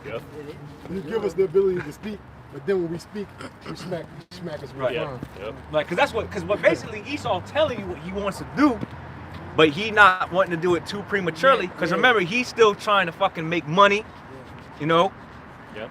Remember, this man he has more than heart could wish, but it's never enough. Yep. So, you know, he's doing it in gradual steps. Plus, sometimes it's just a simple problem, reaction, solution. It's more of a, like, gauge the reaction of the people. Yeah. Yep. That's a little better of a way to put it. It's just to gauge the reaction of the people. All right, so let me ask you a question. So if you don't have the $500 to pay, how you gonna make us pay? You gonna send the fucking military to come to us to get it? Yep. You gonna lock us up? You got the power to lock us up? Show your service up. Show your service up, I guess. How you gonna find us $500 for speech? And most of us don't even have fucking $500. Our phone bill's not even fucking $500. That's a full week's pay. Yep. They're gonna fine you $500, and then every day you don't pay it, they're gonna fucking increase it, you know, by X amount. But I wanted to say, you know, they'll try. You know, a lot of people that, you know, try to say, you know, freedom of speech, blah blah blah. Realistically, all these corporations are like, listen, we're not silencing your freedom of speech. You still have freedom of speech. You can't. We have terms and conditions, so you just can't do that with our company, like T-Mobile, and that's very illegal in fucking this bullshit ass country. So like, well, they're very. It's like YouTube trying to shut down your pages and tell you violated their terms and conditions, but they're very vague. Yep. Who gets to interpret what is considered hate speech. Yep. Because technically it's a violation of the First Amendment. If I say something in private to another brother about how I feel about a particular group or whatever the case may be, that's a private conversation. And I'm supposed to have the right to express that. As long as I'm not advocating for direct violence against anybody in particular, right? I'm not calling for acts of violence towards anybody, but I'm stating my mind, all right? Or I'm speaking my piece, or I'm you know, stating my position on a particular issue. That's technically supposed to be protected protected by the so-called First Amendment. Yep. But you know, they're trying to fizzle that out through using these different company policies in tandem with the reinforcement of these different governments, because they're really policing the web. Yep. Exactly. Yep. And the flow of information. They're really they're just policing it. Yeah, they're setting up. That's why like things like Google is set up, right? Certain. That's why because really the internet's a lot more broad than you think. The internet is a lot more broad than you think. That's why if you say something online, you can get a knock on your damn door. Yep. You know? I think about that scripture too, where it says the truth is at the gates of the nobles. So it's tearing them apart. This truth is really tearing, so they want to shut it down to the best of their ability. You know what I mean? It's Amalek. It's basically designed, you know what I mean, to stop you from speaking about Amalek. Yeah. Because the Doors said he had war with Amalek from generation to generation. Yeah, they don't want you talking about the Edomites for sure. They don't want to be revealed. Guess what? Too bad and too late. It's like Dave Chappelle said, he's like, there's two words you never say. He said the and I'm not gonna say the word, but the J's. He goes, I never seen anybody do good after they said those two words. And even when you apologize, they're gonna smack your apology away and then kick you in your ass like they did Kanye West. And he tried to apologize in the Syrian sense, so that we wouldn't be able to understand what he was saying. But he know that in order for him to prosper in this world, you gotta bow down to Amalek. There's no way in the world you can be up at his level, near his league making league with him. Yeah, because remember, when you go real deep into it, all these major corporations that kind of own everything, that gatekeep everything, when you start looking into it, it's owned by the Jays, man. And they don't want nobody to know that. Yep. That's why they created the anti-Sem speech. Yep. Throw you in jail for pointing that out to people. Yep. And like I said, like all you got to do is look at corporations, look at the parent companies, the child companies. You start to see how it's only a few owners of that. It's like, why is that? And then you start to realize, like the company BlackRock. Yep. Yeah. That's a perfect example. Vanguard. Yep. They basically pretty much own a large percentage of all these different companies. Yep. Amalek is about to get jumped now. There's so many nations coming against them now. They scared to death, man. Yeah. They scared to death. Powers of heaven start to shake. So what? The powers of heaven start to shake. Yep. You know they're supposed to be. Yeah. Get a quick precept out? Yeah, of course. It says, always. Isaiah 10 verse 1, woe unto them that decree unrighteous decrees and that right grievousness which they prescribe. Yeah, woe unto destruction to Amalek and anybody else that write grievous prescriptions. You know, and finding somebody $500 for sending a text. You didn't hurt nobody, you just sent some words through a wire. That's an unrighteous decree. It says, to turn aside the needy from judgment and to take away the right from the poor of my people, that the widows may be their prey and that they may rob the fatherless. And that's exactly what they're doing. They put the overwhelming punishment, you know what I mean, on the children of Israel. Basically, an overwhelming punishment. We get truck drivers and we sanitation workers. Some of us got decent six-figure jobs, but majority of us, we just basic regular people. Why are you gonna find me $500 for saying something over a text message? That's the unrighteous decree. But the Lord is documenting all that. That's the unrighteous decree, and you're gonna be destroyed for it. All we gotta do is sit back and wait. That proves that they watching everything. They got their eyes on everything because they want to be like the Most High, man. Yeah. You know. So how would they even know that you sent a hateful speech? Because they got it in their algorithm. You know, they watching everything you say and do. You know, because he's a devil. That's what the devil would do. Yeah, you good. You can't call these homosexuals the F word. can't say that. Can't call them what they are. Yeah. And all the F word means is a bundle of sticks. That's all it means. But you can't say it toward. You can't say that word. Well, that's because that's accountability. Because what do you do with a bundle of sticks? Burn it. Burn That's it. it. That's right. Because that's the rightful judgment for something so perverse. Now, I don't know how true it is, but there was a report that came out that the Pope had basically gave permission to the what's this motherfucker about? Klaus Schwab, the World Economic Forum, to basically rewrite passages of the scripture, to rewrite it. Now remember, this devil, there's probably some truth to that, because that devil, Urari, he had made comment about basically AI writing a new religion and Bible and stuff for people to follow, something to that effect. So that's what they want to do. But remember, they want to have you worship his image. They want you to believe his philosophy. You know? To basically be wicked. That's what they're trying to do. Set everybody up to be wicked. Remember, they accusing the people of the Most High day and night. But the Most High sees exactly what you're doing. You know, you want to accuse us of these particular different things, when in reality, you're the one that's actually on trial. Now, 2/3 is on trial, right? But you in particular are actually on trial. But you trying to avoid your judgment, okay, by casting it upon others. You know? You figure you're able to prevent what's about to come, but that's not so. That's not going to happen. You can't undo what the Most High has already said. As it is written, nothing's going to come back to the Heavenly Father void. So, yeah, like the brother was reading, unrighteous decrees, that's one of them. All right? And if it's true about the Pope, which he's a damn devil, given the World Economic Forum, okay, WF, to rewrite the Bible, that's an unrighteous decree.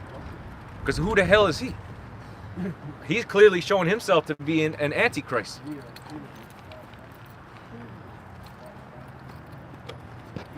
He just did some more wicked shit concerning marrying same-sex marriage. I'm gonna try to find that in the article.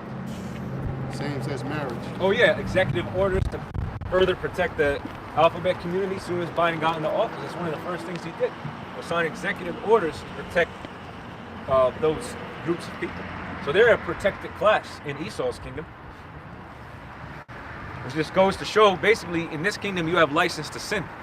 That's why this place gotta be destroyed. Because they allow all these different types of behaviors. They promote it. Either subliminally, okay, or they're forthright.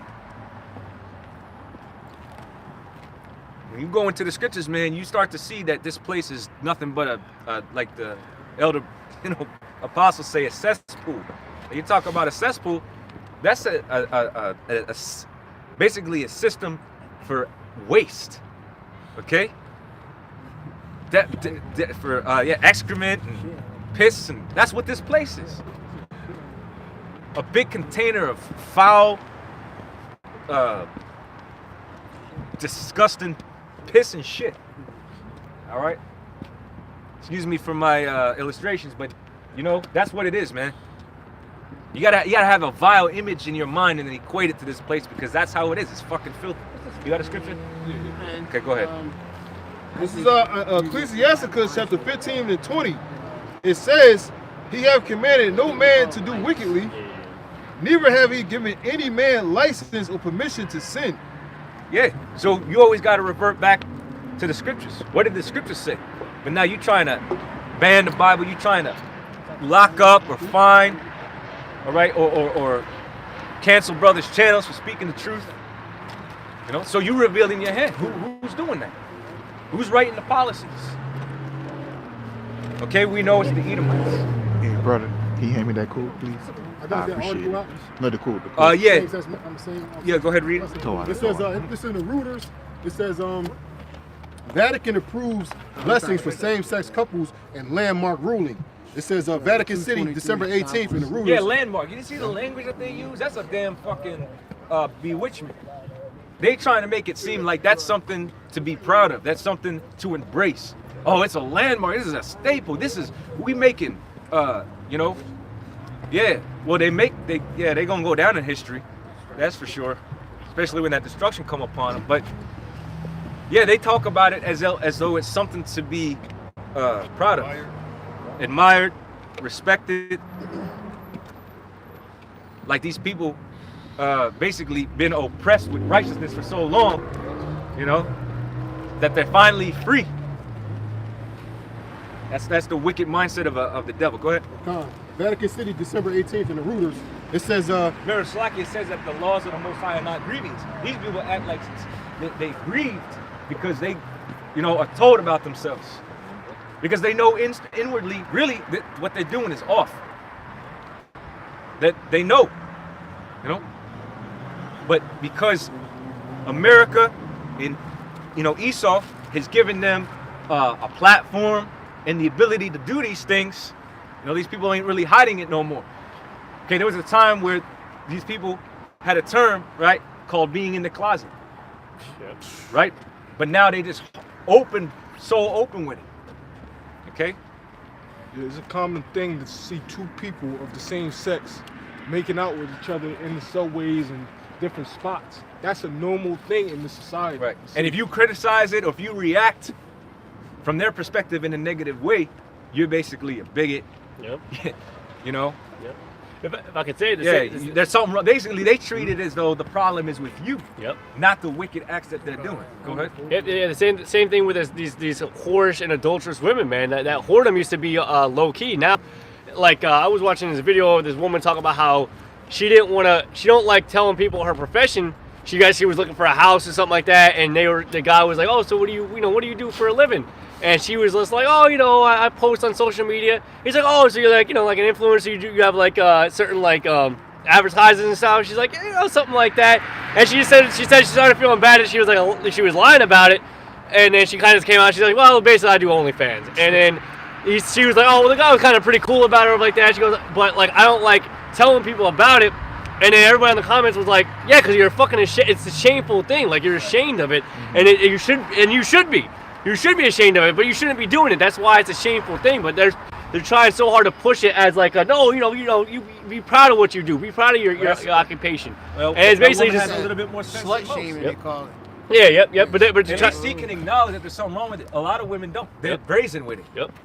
Like you said, there used to be a time where if a rumor was spread that she'd been sleeping around, she'd deny it. Yep. Now these women be like, I can do whatever the fuck I want. So whatever I do with my pussy is my business. It don't matter. Yeah. So what? That's it. That's the spirit on them. A wicked, evil, perverse spirit. It's no longer done in secret. It's out in the open, and then it's like, you know, still, but it's now even you know, how could you say, like celebrated in a way, like it's really pushed, like be proud of it. Of course it is. That's why they had the celebrations, the fucking parades and shit. Yep. Even in Philadelphia, they allow a fucking naked bike parade. Yep. Like what the fuck does that? Like what the? You know? Yep. It's just the type of shit that you just that's that filthy conversation of the wicked. All right. And the wicked acts of this place, man. Just like Lot was vexed. Okay. Yep. These people are willingly exposing themselves of their iniquity. You know, like I said before, a lot of this stuff was done in the dark. Like that brother said, made a good point. That was a lot of closet stuff. A lot of stuff was on the low. But now it's celebrated to openly be, you know, put out in the light. Right. Now you have actual children, you know, because Philly is a big tourist area.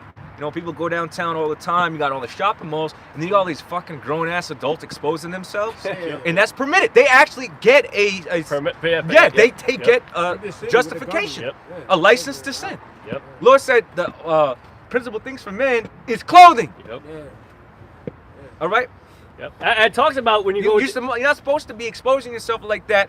Okay. Yep. Out in public. Yep. But these people don't have no fucking moral sense. They have no moral sense. Yep. Then the scripture say something about and they're proud to participate. No, you good. Just, you know, they're proud to participate in shit like that, man. The skirt. Yeah. Yep. Skirt. Yep. You gotta get out. But Miami, you were gonna say something? Yeah, you know, back in the ancient times, when you bring a false accusation of a woman not being a virgin, and it wasn't true, then the man would have to pay some shekels of silver. Yeah. Because it was a disgrace. Yep. And when you try to shame somebody, you shaming the whole family. Yeah. So it was a penalty for even bringing an accusation if it wasn't true. It was a penalty. Right now, we have men that offer their daughter as whores, for whores. You'll see your daughter with a man for 30 years, and then when they break up or when she decide to leave, instead of you telling her no, you stay there, you accept the next man that she bring in and give her off in the wedding. That's complete wickedness. But this is what this. But this is what this society come to. It's a lawless, ruleless society where men suffer in silence. Because there's countless amounts of men who women left their houses, they took everything and went and jumped on another mushroom top, and there's nothing that man could do but suffer in silence. And when you do things like that, you destroy men and you destroy societies. This is a wicked fucking place, bro. Confusion. A cesspool. And if you don't have the spirit and power of Yahweh Shem Yahweh Shai on you, when those type of things happen to you, you're gonna fold. Yep. Right, and it's encouraged. Remember, it's they do these social experiments, right? And one of them was the differences between like men and women, and basically, when you see a man, you know, basically separating himself from a woman, right? By necessity, maybe she's, you know, got drug problems, alcohol, she's abusive, she's violent. You know, he's basically made fun of.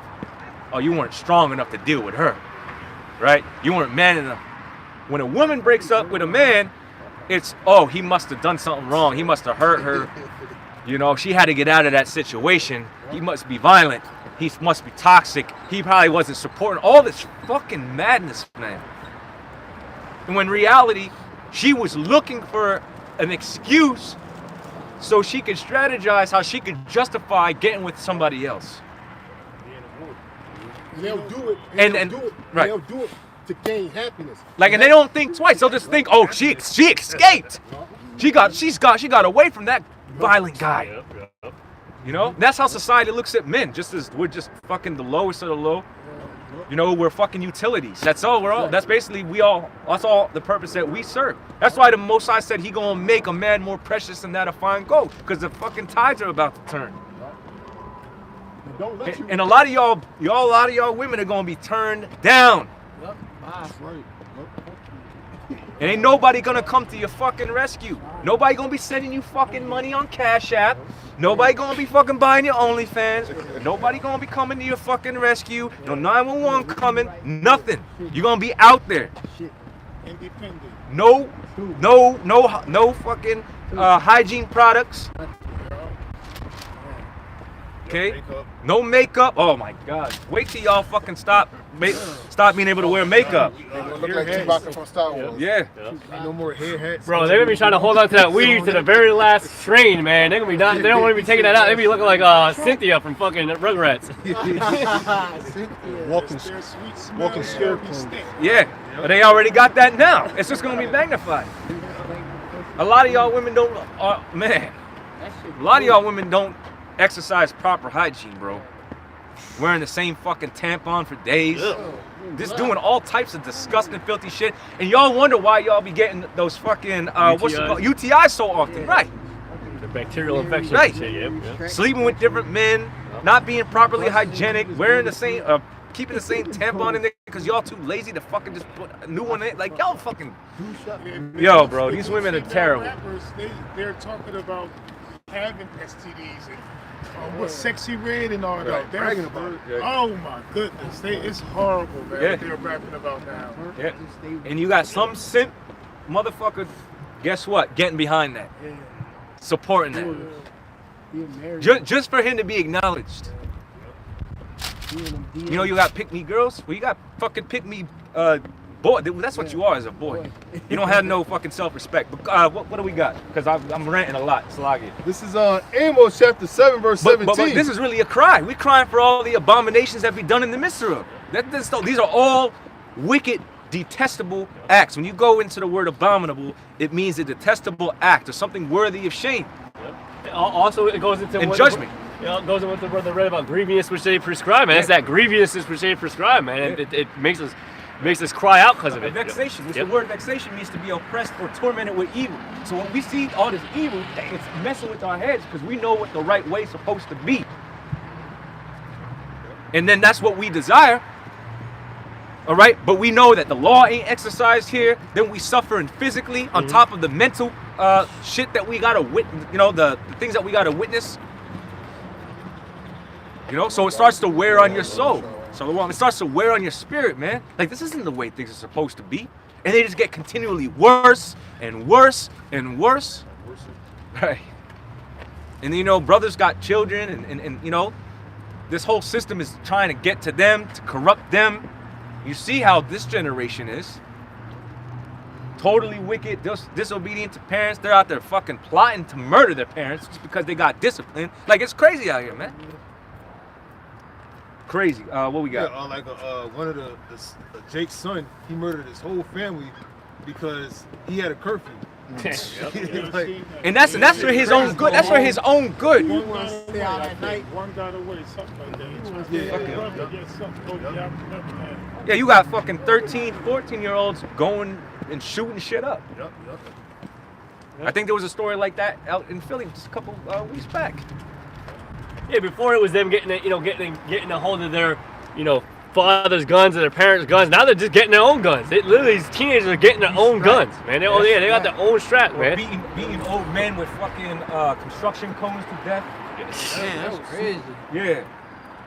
Old Jake just minding his business walking and then fucking laughing about it. demon ass kids fucking yeah, man. This place gotta go. Yeah. And it is. But guess what? We gotta prophesy. We gotta prophesy. That's what we've been set up to do. Because that goes part into you know, the labor. We gotta labor. Right? We laboring and hoping to earn that penny. Yep. So that we hopefully gonna make it through that straight gate by doing everything that the Lord commanded us to do, and we'll be worthy to escape the punishments that the rest of the world is gonna have to suffer. Yep. Yeah. That's just to say we're fishermen right now, and a fisherman is a patient.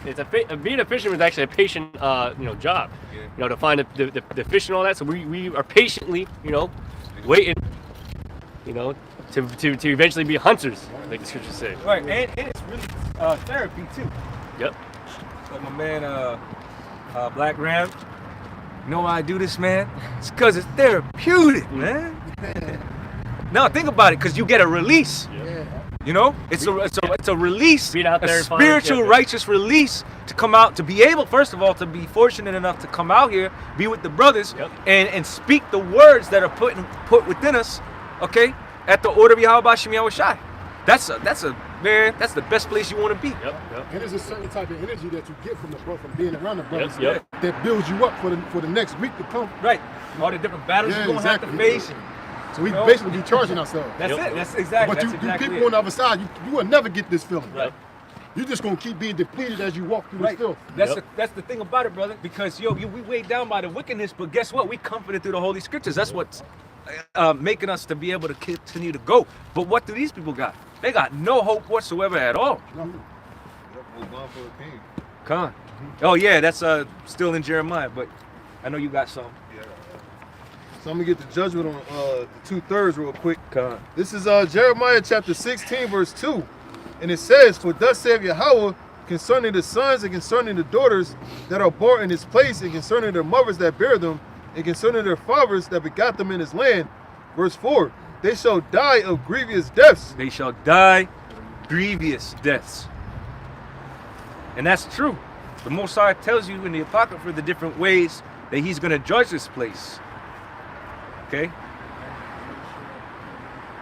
The sword, teeth of wild beasts, famine, pestilence. Oh, it's all throughout the scriptures. But the main source of judgment, or the primary instrument the Lord is going to use for judgment, is going to be those ICBMs. Like we read earlier, the slain of the Lord will be many. He said, by fire, right? And by his sword shall he plead with all flesh. Yeah, the Lord's coming to bring that fire. Go ahead. It says, "They shall not be lamented, neither shall they be buried. they won't be lamented nor buried. Yeah, man, there's gonna be it's gonna be mass death out here. You know, no burials. Nobody gonna be coming to no damn funeral. Okay. But they It's like, Nobody getting on TV showing their ass, talking about how good their son was. God. You know? He's an angel. Yeah. They go to jail and be like, free this man, free that person. Right. When they done nothing but extreme wickedness throughout their life. Yeah. And every time somebody says that bullshit, all I can think of is Job 4. Whoever perished being innocent. They ain't gonna have no damn T-shirts after your son or daughter got killed. Right. You know, they should not be lamented. Yeah. Nobody gonna weep, cry. First of all, nobody gonna weep, cry, because you gonna be fucking running for the destruction that's coming upon you. Mm-hmm. You ain't gonna have time to lament. You're gonna be worried about your own self. Yeah, just like that black woman when that Jake, he shot the son and the stepfather. Oh yeah, she fucking was like closing the door on his ass. She fucking closed the door right on his ass. Or her man. Right. She wanted to spectate, and the moment she got fucking hot, she's like, fuck that. Close the door. And that's just like a woman anyway. That's right. She don't care about you, man. Y'all gonna y'all gonna realize y'all women. Yeah. And not these fucking false fairy tale fucking superheroes that y'all aspire to be. There ain't gonna be no such thing as strong and independent when all this hell comes, man. Ain't gonna be no super sense. Y'all can't even fucking take care of yourselves any damn way. Yo, y'all couldn't read a map if your life depended on it. Literally. Y'all couldn't read a fucking map. So how the fuck you gonna get anywhere? They showed you in Leave the World Behind. He couldn't fucking navigate to town because his GPS wasn't working because the fucking power was out. You can't go down the street without your GPS. Yeah. Yeah. Y'all gonna be through. No hair, no nails, no Starbucks, no GPS. Don't get donuts. Y'all gonna lose your damn minds. That should be popping. Yo, these influencers, bro. You know how many videos done surface? Once, like, if there was an outage, they come online and be like, oh my God, you know, my business was ruined. I didn't know if I was gonna be able to get on. You know, they're like breaking down just because they had a temporary disruption in their freaking service. But remember, that's a lot of y'all's livelihoods. Yeah. So at the mere thought that you're not gonna be able to get online and talk to all your fucking followers is gonna have y'all bugging out. Because you already seen examples of it. But we focusing in on you wicked evil two-thirds. Yeah, if I can say that, man. Actually, a lot of work nowadays. It's back in the day, man. You used to work with your hands and you would yield something that was profitable to your neighbor and to yourself. Now the work of these people is just fucking quote-unquote influence. Getting on a damn screen or damn fucking podcast and all you do is spewing talking shit the whole fucking time. Smoking a cigar. You literally don't do nothing physically with your hands. You don't yield nothing except for some damn vain words. And you get paid for it for these platforms. Once these platforms shut down, what are you going to yield? What are you going to work to get any type of benefit for? Nothing. And unfortunately, that's for the majority of the people, right? Unfortunately for y'all. Yeah, well, unfortunately for y'all, yeah. Now, the real reality of it, even work nowadays, whether you be working at a store or work at a warehouse, that might be a little bit more, longevity-wise, but all that's going to be nothing too, you know? Right, because everything is being automated. Yep, everything's being, all visualized, algorithms are being implemented. AI is being implemented. Did y'all hear about what's the guy that made AI? One of his robots attacked one of his workers. Are you talking about Elon Musk. Yeah, he didn't make AI, they tried but to keep it concealed, but they tried to turn the robots off, and one of them stayed on and grabbed one of their employees or something like that. Well, that's that movie. Well, there's iRobot with Will Smith, but there's a new movie that came out on Leave the World Behind, Joe? No, that's when the Tesla. Shit, I just saw a preview for it today. But anyway, basically, it's like iRobot in a sense. You know? It just came out, you said? Yeah.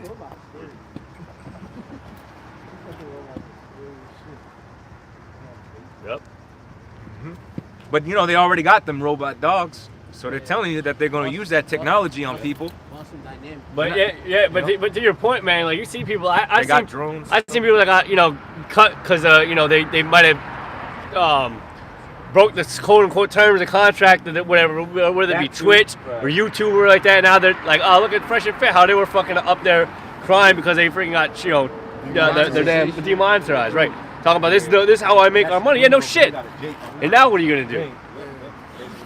And it's like we're also going to be we could easily be victims of losing our job because they implement that CHIP and we don't want to take it, so we don't want we ain't gonna work for that company because they're implementing that CHIP, but we're okay with it, man. We're gonna get up on the streams crying about this is our money. Like we're gonna the scriptures talk about we brought out a couple weeks ago, I believe, or even last week, Matthew the 6th chapter. Think not of what you shall eat and what you shall drink. All right, the Most High is going to give us what we need. We ain't going to sit there fucking I lost my job. This is no. We know we're going to be good when the times get tough. But all y'all other people, man, you guys are going to go lose your damn mind. Dabaq. Yes. Oh no, I'm good, brother. Y'all know how sometimes too, like when we fast and pray, like we're conditioning our body. Yep. Going through boot camp. So let's just say we couldn't eat for a couple of days. Our bodies is somewhat trained to at least deal with hunger pains from making them sacrifices to the. But these people don't even know if they go 2 hours without eating, they might be ready to burn somebody's house down. But they're going to because a lot of these people eating all this junk food, not realizing that they got parasites inside of them. And once those parasites stop getting those nutrients needed for it to thrive, it starts attacking the inner of the body. All right? Because fasting purifies us, it amplifies our spirits. But then when they go through a fast, it adds more demons on them. Exactly. And to your point, like I bring this out too. Like remember, Esdras was given a lot of visions, but the angel told him to do what first? Fast. The angel told him, like, listen, fast, and he fasted for numerous days. And then after this, I think the one fast he did fasted for 7 days, and the angel appeared onto him and talked to Esdras. And then I think Esdras wanted to hear more, and the angel said, okay, fast another couple of days or whatever the case is. So when you fast for for Yakalba Page, that your spiritual is enlightened, and that's and you're given a lot of things. You're not fasting carnally like there's a lot of these people end up doing. Right. Which there's still carnal benefits. Yeah. Oh, absolutely. Physical benefits. Of fasting. Yep. Even for them. But they don't got it on the level that we do. Because they don't really understand the spiritualness behind it. Like there's an account, now I don't know if he's an Edomite or not, but basically there's the video, I forget his name, but he wanted to commit suicide. But he tried to starve himself and he didn't eat for 3 days, and after the 3rd day of not eating, he had a total change of heart. He didn't want to die no more. He didn't want to kill himself. So that just goes to show you the power in fasting. Okay? Fasting really does heal you physically and mentally. So, like the brother said, when you do fast, that's a tool that the Lord gave us. When you're in a state of affliction like that, it raises your spiritual clarity.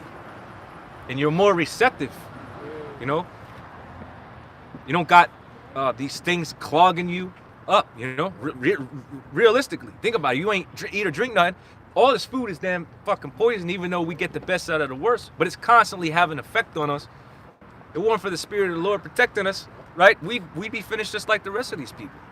We wouldn't panic too as fast because, like, oh no, absolutely not. We wouldn't panic because if somebody can't eat for 2 hours, they gonna take that mark quick. Yeah, we can withstand a little bit. Like now, they gonna break their neck to get a 9. So you see how these people act when they go to a fucking McDonald's? Yeah. Oh my goodness. And they get upset because they didn't get some sauce. Yeah. They start a riot because they ain't get some sauce. They gotta pull over to the side and shit. They get messed up because of the sauce, Give them a whole nother sandwich. Yeah, and that shit's garbage any damn way. Yeah, I didn't get my crocodile. They jacked up on all those chemicals, man. All those chemicals fucking with their head, all the parasites that are in there messing with them. The Lord gonna make it so we're not even hungry like that. Yeah. We fuck around and probably eat once every fucking week if we full. Right. Maybe not even at all. We don't know. Like this Lord gonna work it out, The Lord gonna work it out for us, man. We're not gonna have to take no thought. Got it right. All right. As long as we depend on Yahweh Shai and He be with us, we're not gonna have to worry like that. You know, we gotta, and that'll be something that you gotta remind yourself too. You know. Go ahead. This is Isaiah 65 and 13. Okay. Therefore, thus said the Lord, Yahweh Bahashim Yahushai, behold, my servants shall eat, but you shall be hungry. So therefore, we got a promise by the Lord. Right. So it guarantees that we're gonna eat. It didn't specify necessarily by what means. Miracles. But we gonna be fed. Well, it's of course miracles. That has to be through divine intervention. If we're not, you know, gaining access to these cities and nothing, which we're not, we're going, well, Lord's will, you know. Yep. We don't know where we're gonna be, but Lord's will, we gonna be sustained. Go ahead. Behold, my servants shall drink, but you shall be thirsty. Behold, my servants shall rejoice, and you shall be ashamed. Come on. Oh. Yep. Anybody have anything down this way? I'm looking for something, but yeah. All right, we're gonna come back to this. All right. Con, this is Jeremiah chapter 16 and 4. It says they shall die of grievous deaths. Right, dying of starvation is a grievous death. You know, your body breaks down little by little by little. You know, shit. And some of yo, there's all these different horror stories of fucking bugs getting inside people, like maggots, and eating them from the inside, man. So a lot of y'all gonna be plagued like that. You're gonna be eaten from the inside out by fucking maggots. Yeah, man. The Lord is terrible. Like, a lot of people are gonna die different grievous deaths. That's a grievous death. Imagine you can't get treatment. You discover you got this big, large, you know, thing on you, and then you come to find out there's maggots crawling out of you. They're literally eating you from the inside out. Because I just recently saw a story like that. Oh man. Where that I think she was a nurse. She said a male had came in to the office to get something looked at underneath his basically ball sack. It was super enlarged. She said like the size of a softball. And here, she was like examining further, and there was maggots crawling out of that area. So they were actually inhabiting that area, eating them alive. So the pain that he was feeling was his flesh being eaten by these maggots. Now they said he had nicked himself shaving or something, and that's how they entered in. But yeah, but the Lord can make that happen all types of different ways. So that's a grievous death. But the most grievous among them all is going to be that fire, man. When the Lord put the Spirit in those missiles to burn this place up, and people suffer at the radiation, at that intense heat, where the flesh is going to be consumed away, you know, off of their body. Most High going to keep these people alive so that they feel all that intense heat.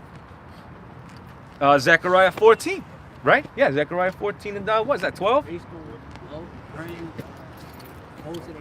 Yep. Go ahead. It says, they shall die of grievous deaths. They shall not be lamented, neither shall they be buried. But they shall be as dung upon the face of the earth. And they shall be consumed by the sword and by famine. And you just said that. Yeah. And their carcasses shall be meat for the fowls of heaven and for the beasts of the earth. Yeah, man. That's true. That's true. You're going to see vultures and, you know, animals feeding off the different bodies. You know?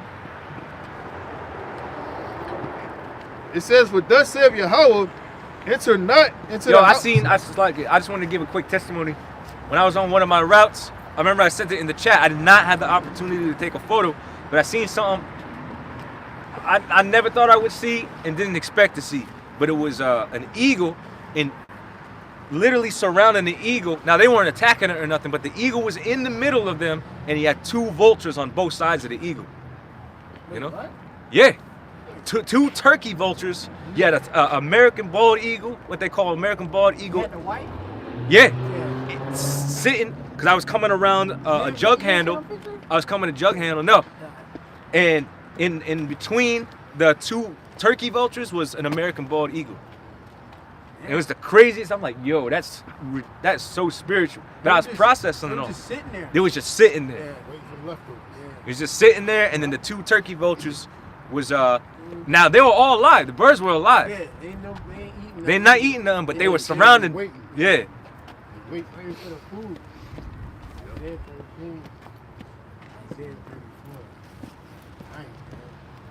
34. But go ahead. It says, "For thus saith Yahweh, enter not into the house of mourning, neither go to lament nor bemoan them. For I have taken away my peace from this people, Yeah, man. saith Yahweh, even loving kindness and mercies." That's it. That Lord basically is punching Israel's card.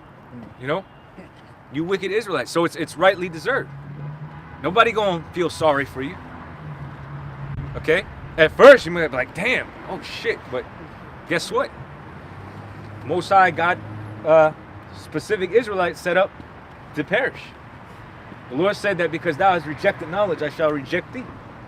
You know, you mock the prophets, right? You talk smack and madness towards the scriptures, right? Oh, what's it? What does it say? Despise not the. What does it say, man? He that despises the truth shall be destroyed. Yeah, in Proverbs. The commandments shall be destroyed. 13. Yeah, Proverbs 13:13, right? Get that real quick. Because that's why the Lord's mercy gonna be withdrawn from you. Because you rejected this knowledge, wisdom, and understanding. And then, you mock the prophets, which you really didn't mock us. All right? You didn't even mock the Most High. The Most High is making mockery of you. Because once that judgment comes and you're totally asked out, then you're going to be begging the Lord for mercy, and you ain't going to get that mercy. You're going to look like a fucking fool too, man. Like brothers were talking earlier about that shame. Imagine the Lord offered you the only thing that'll afford you salvation, and you turned it down. Imagine being in that situation. And you're going to acknowledge that the hard way. That's, man. That's why I said grievous deaths the hard way. It's going to be terrible. It's going to be terrible. We got that Proverbs 13:13 real quick. Go ahead. Proverbs chapter 13, verse 13. Whoso despiseth the word shall be destroyed. He that despiseth the word shall be destroyed. And a lot of you Israelites in particular despise the word. You despise the truth. Okay? You don't like it when we talk about the different things within the scriptures and what we're going to inherit. You know? But that's going to be your destruction. You know? And you're going to conform one way or another. Because when you come back in the kingdom, you're going to be made perfect. But you're going to get there by a grievous, painful death. That's not something you're going to want, man. You know, when you keep testing the Most High going to answer the call. Yeah, like the nigga, the Puerto prophet. Oh my goodness, yeah, that greasy ass. That nigga, yeah, man. Yep. He gonna have a very special. And then Lord just revealing you, like he think he being, smart, smart ass or whatever. You know, he thinks he's being provocative and he gonna be all cool, but the Lord really just making a fool out of you. Yeah. Because once you get put to death, everybody in their right mind gonna be celebrating. You know, and the Most High gonna make a total fool out of you. The Most High gonna make an example out of you. Go ahead. Proverbs chapter 13, verse 13, starting from the top again. Whoso despiseth the word shall be destroyed, but he that feareth the commandment shall be rewarded. And we fear the commandment of Yahweh Shai. We fear his name, okay? We know that this truth is the difference between life and death, and that we got to handle it with care. We got to be diligent, right? We hope to be in the good graces of Yahweh Shai, because that's our only way out of here. So hopefully, we're accepted of Yahweh Shai. Now, it all comes down to election anyway. No one of us can will ourselves to be the elect. It's all predestination. But we put on as a hopeful elect, and it may very well be so. We got to have that mindset. We got to encourage each other and ourselves to continue to do the right thing and continue in the things which we learn, Yes. so that we can continue to have that hope. You know, we got to continue to keep that hope strong. You know, so we got to reinforce it, reaffirm it. And the Lord is providing many different, you know, well, that too. But the Lord giving us all types of different signs, man. You know, we still continuing. We got the names, right? Brother see certain things. You know, brother be mentioning one thing, and a brother had a scripture for it, or a brother might have been thinking that very same thing. That shows you we tapped into the spirit right now, man. That's a very beautiful thing. We got to keep it, though, Lord's willing, to the end, so we can get the hell out of here, you know? I got a scripture for them birds you saying when you was going around. Okay, hold on 1 second on that. All right, back in Jeremiah 16:6, it says, both the great and the small shall die in this land. They shall not be buried, neither shall men lament for them. God, that's straight to the point. Nobody gonna lament, right? Because we understand when you see somebody get judged, like I said, you might have that first initial reaction, like, oh shit, damn, you know? You might even be a little concerned for a second, but then it's like the senses come to you, like, damn, that the Most High did that. The Most High put that person in that situation. The Most High judged that man, woman, or child, okay? Young or old. So really, you praise the Most High. You gotta praise Yakalba Page. It's judgment. Because it's judgment. That's right. Righteous judgment. Righteous judgment. The Lord's righteous indignation. That's right. Yeah. Was that it on that? I'm gonna read one last part. Okay, come on. It says, neither shall men lament for them, for they nor cut themselves, nor make themselves bald for them. Like they're not gonna get tattoos. Right. Yeah. These t-shirts. You know, post on Instagram. Right. Do something in their memory. Yeah, exactly. Yep. You know, these visuals they be having. Right. You know. It says, neither shall men tear themselves for them in mourning to comfort them for the dead. Right. Neither shall men give them the cup of consolation to drink for their father or for their mother. Come on. You got something? All right, go ahead. We're going. You is, got something, Mike? Yeah, I had something. Proverbs. Is it relevant? Yeah. Okay, go ahead. This is Proverbs 34, the future. I mean, everything's relevant, but to the topic that we're on now. Come near, ye nations, to hear, and hearken, ye people. Let the earth hear, and all that is therein, the world, and all things that come forth of it. For the indignation of Yahweh is upon all nations, and his fury upon all their armies. And we read earlier what that indignation and fury is. That's going to be that thermonuclear fire from the ICBM missiles. But also Yahweh Shai himself said that I am come to send fire on the earth. What will I if it be already kindled? Okay? So we see the manifestation of these different prophecies that signify he's on his way to bring that fire, because that's the summary, that's the finalization of this destruction. Go ahead. He hath utterly destroyed them. He hath delivered them to the slaughter. And that's the future of these different heathen nations. And that's the destruction that's going to happen even on to 2/3 of the nation of Israel. But the difference is for you Israelites, even though you're going to be destroyed on this side, you're going to come back in the kingdom, as it is written in Romans 11, all Israel shall be saved. But right now, the majority of Israelites, you're not in your right state of mind, okay? You're not standing on the right side, okay, of truth and judgment. So, Most High got it out, you know, for all the wicked. Was there more on that? Come. Okay, go ahead. Their slain also shall be cast out, and their stink shall come up out of their carcasses, and the mountain shall be melted with blood. Yeah, and that's all basically an illustration of the fact that the Most High is going to kill a lot of people, man. All right? Like Elder Apostle Gabar in his most recent live stream with Elder Sakaran, you know, he kept saying that basically y'all people keep thinking that God is all love, all love, all love. But you're about to see another side of the Most High. Okay? And we know, but even for us, we gonna be in fear. Okay? To see a mass amount of dead bodies everywhere, Yep. Blood spilt into the streets. That's the spirit. That's what we were going to. What we started The with. smell, yeah, the stink. First of all, imagine the strong smell that you get from a rotten animal. Yep. And then times that. Yep. Okay, by 100 or 1,000. You know, just to give you perspective. I remember when I was a child, some guy named Mr. Atkinson died on my block. He had flies all in the window, and when the cops came to open the door up, oh, that smell was a horrible smell. No, well, you know what they say? Yeah. One of the things that they'll say about that is that's a smell that you will never forget. Never forget it. You never forget that smell. Damn. Ugh. And multiply that by thousands. Yeah. Ugh. Yep. Damn. You fuck around, you fuck around, pass out. Yep. Yeah. And y'all brothers mentioned like the flies and shit. Yeah, man. Yep. You gonna see maggots. Yep.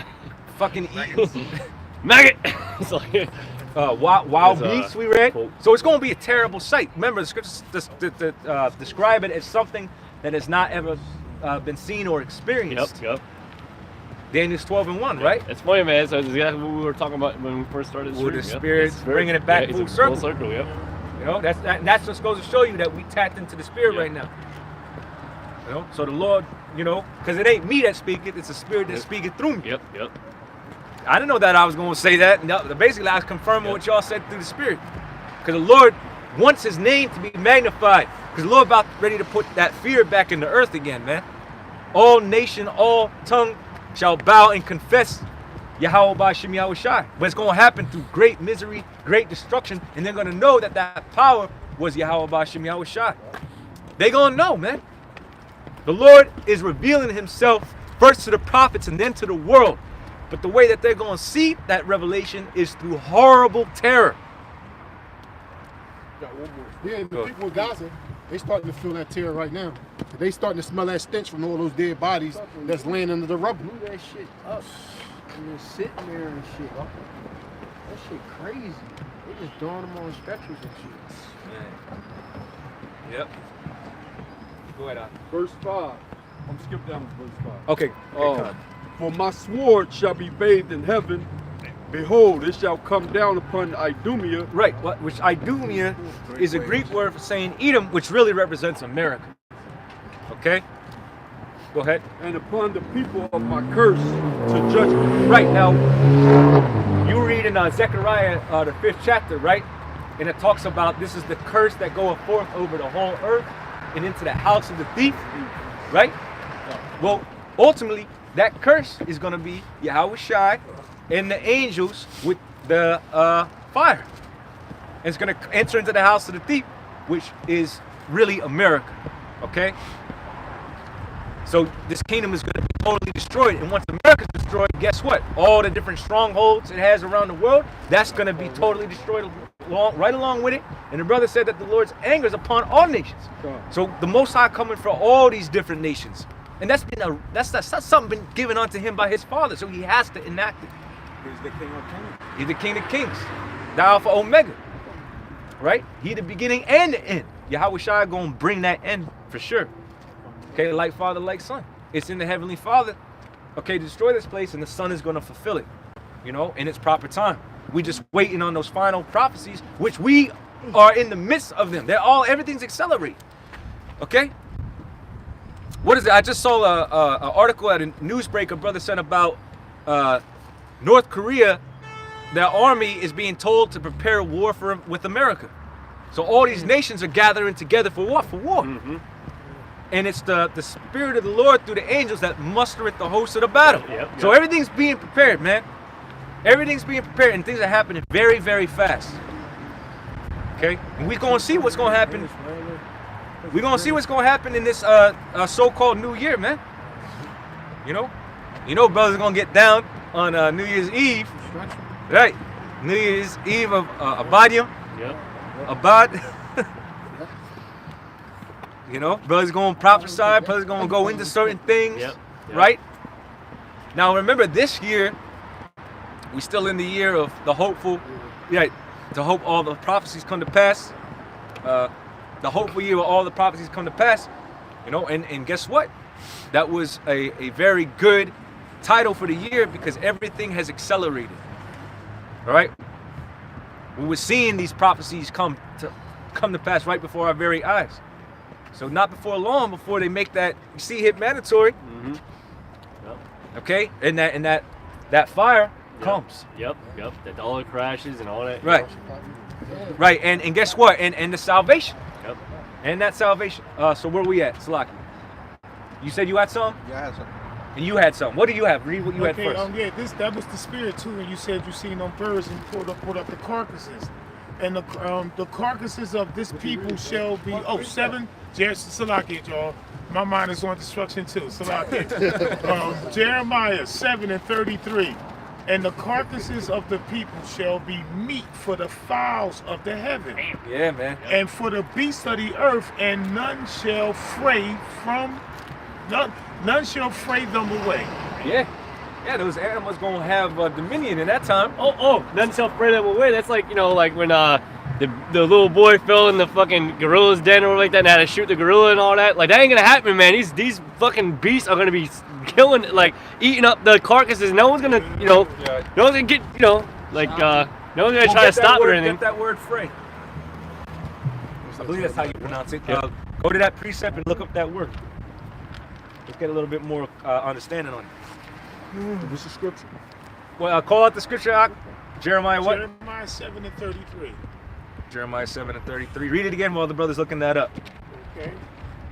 All right, Jeremiah 7:33, and the carcasses of this people shall be meat for the fowls of the heaven, and for the beasts of the earth, and none shall fray them away. You got the word? Yeah. It's a Harad. Okay. It says Hadar. Harad. It says to tremble, to quake, to move about, be afraid, to be startled, to be terrified. It says to cause to tremble. So that's a different spirit on these animals. Yep. That's why the Lord said in wild. Oh man, let's get that in the Apocrypha, please. The teeth of wild beasts to tear. The Lord gonna put a different spirit on the animals, man. You ain't gonna. In the Etymon online, it says they say like if you see a particular kind of bear, there's certain ways to intimidate the bear, right? Not scream and shit. Yeah. Well, certain like a black bear is a little bit more timid, so you're supposed to make yourself look big and make a noise. Now with a grizzly bear, you don't want to do that because now you're just antagonizing it. They say the best way to go about that, or a brown bear or a grizzly, is to basically make yourself known and stand very still, because then it will perceive you as a threat. Because a grizzly, if you startle it, its natural instinct is to fucking charge. A black bear might do the same thing if you startle it, but they're a little bit more timid. Yep. You know, hopefully I'm not confusing the bear, because I believe right with the black bear. The only difference is if there's like cubs involved. And that's it. And that's the next point now. Since you brought that up, there's nothing stopping that bear from protecting its cubs. Yep. So that spirit gonna be on the animal to tear you up. You know.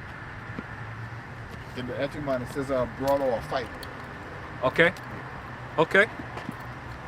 You want an Ecclesiasticus with the teeth of the wild beast? I do want that. Yeah. I think there's a stupid saying that goes, if it's brown, lay down. If it's black, fight back. Some stupid fucking. And it's Is like, that how it goes? Yeah, and then it's like if it's. You might want to fact check. I think if it's white, then it's Well, first of all, you're shit out of luck or something. Yeah, something stupid like that. Yeah, because the most aggressive out of all of them is a polar bear. Is a polar bear. Yeah.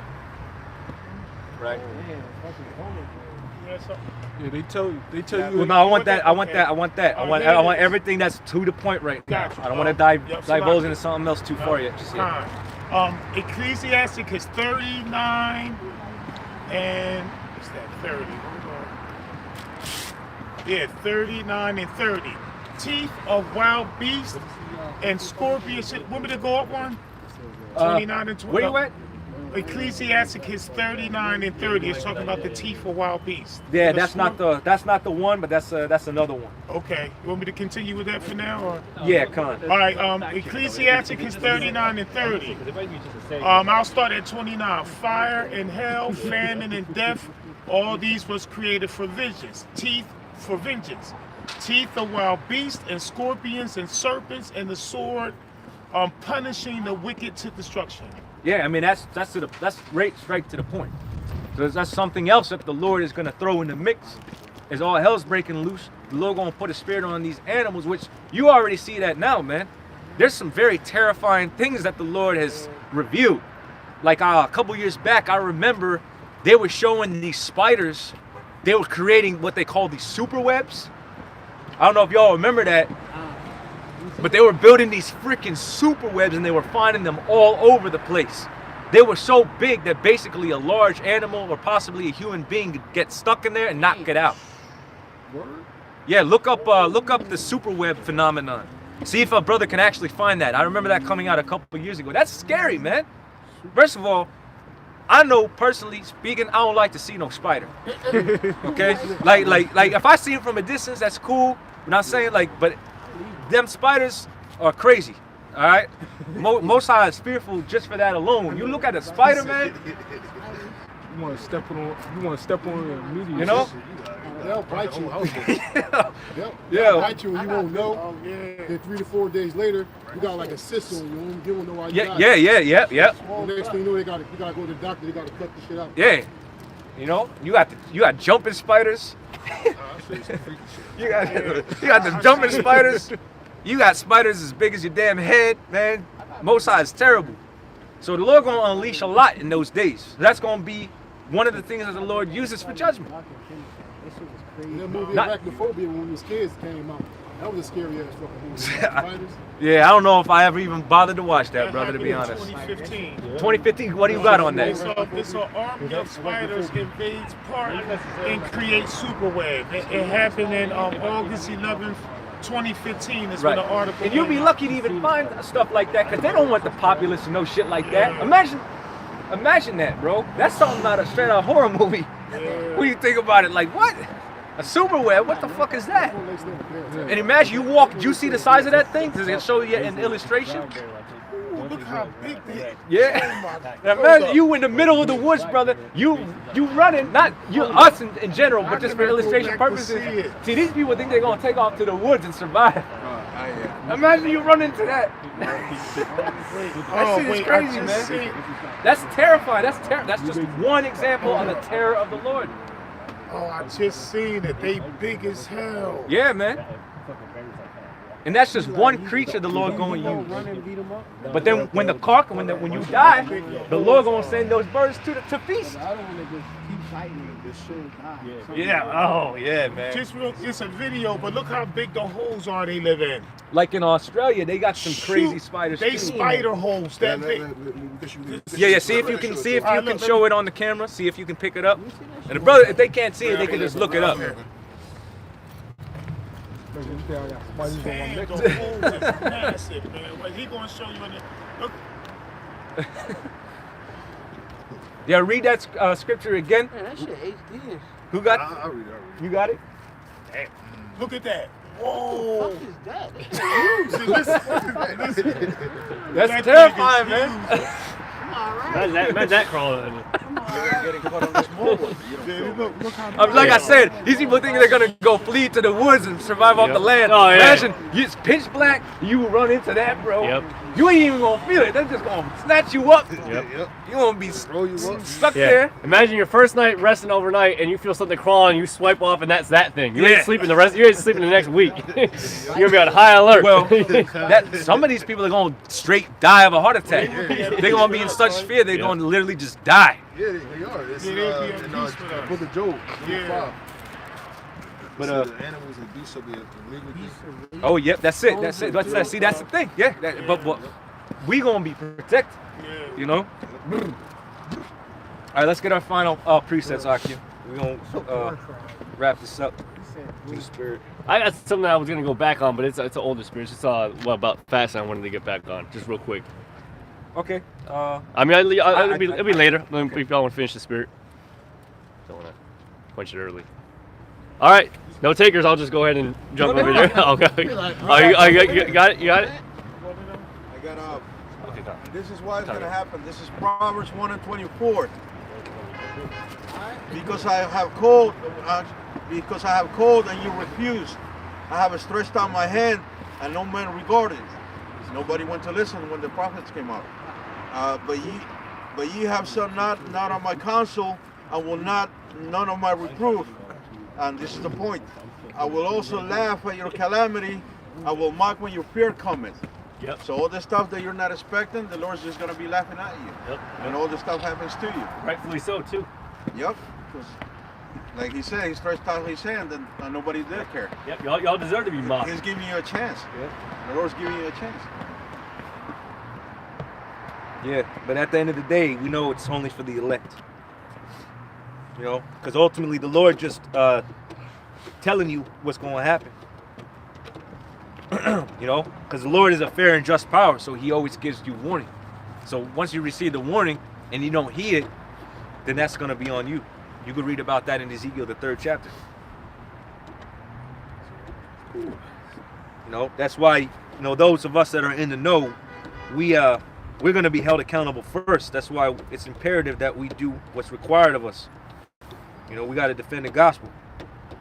You know.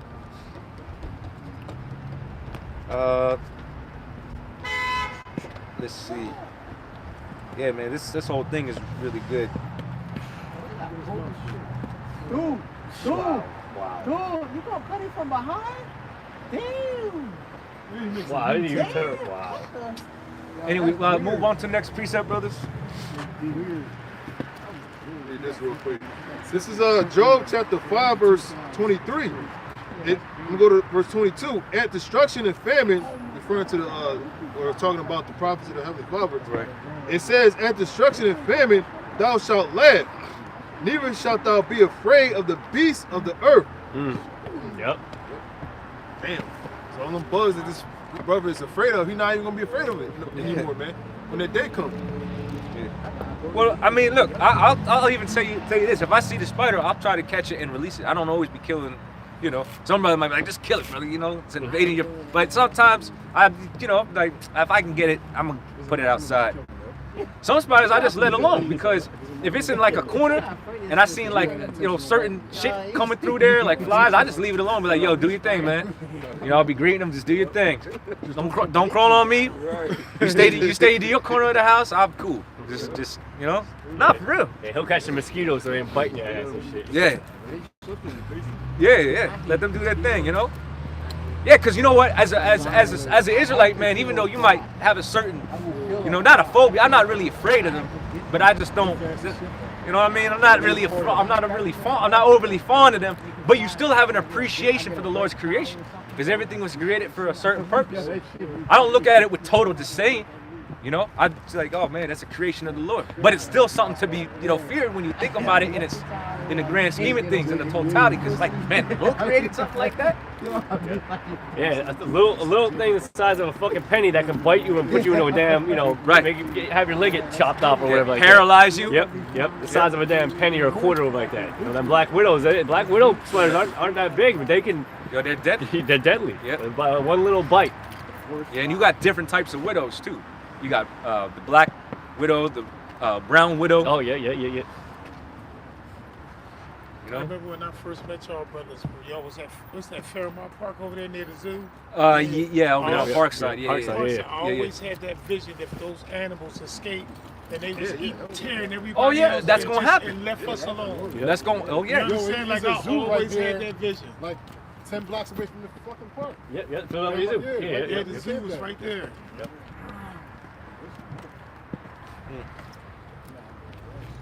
So go ahead, brother. Yeah, kind. They also showed you that on 12 Monkeys, if you ever seen that movie. Yep. From the 90s. All Yeah, the animals Bruce Willis. escaped. Yep. Con, the original. Because I know they had a remake version. Yeah. It says, For thou shalt be in league with the stones of the field, and the beasts of the field shall be at peace with thee. That was it right there.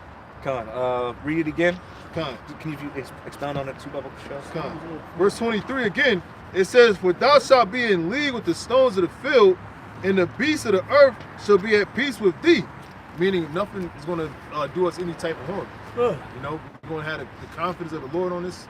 You know, and like the Lord said, it's nothing that's going to make us afraid. You know, it's going to be invincible. vulnerable. That's what that's talking about. That was it, man. All right. I'm gonna read this real quick in the Good News translation of the Apocrypha. This is 2nd Ezra chapter 16, and I'm gonna read right to the point. It says, "Troubles will come and many people will groan. Famine will come and many will die. Wars will come and the world powers will tremble. Disasters will come and everyone will be terrified. What will people do when these disasters come? Famine, epidemics, troubles, and suffering are sent to punish and correct people." So the Lord gonna reprove and correct through manifold judgments. Okay? Because a lot of people are going to die. All right? That's gonna be the correction. Grievous death, like we read earlier. It says, "The time is coming when food will be so cheap that people will think a time of peace and plenty has arrived. But then disasters will spring up everywhere. Wars, famine, and great confusion." It says, "Many people on earth will starve to death. And those who escape starvation will be killed in war. Damn. Their corpses will be thrown out like garbage." And that's what we read previously. Nobody's gonna cry for you. Contagion.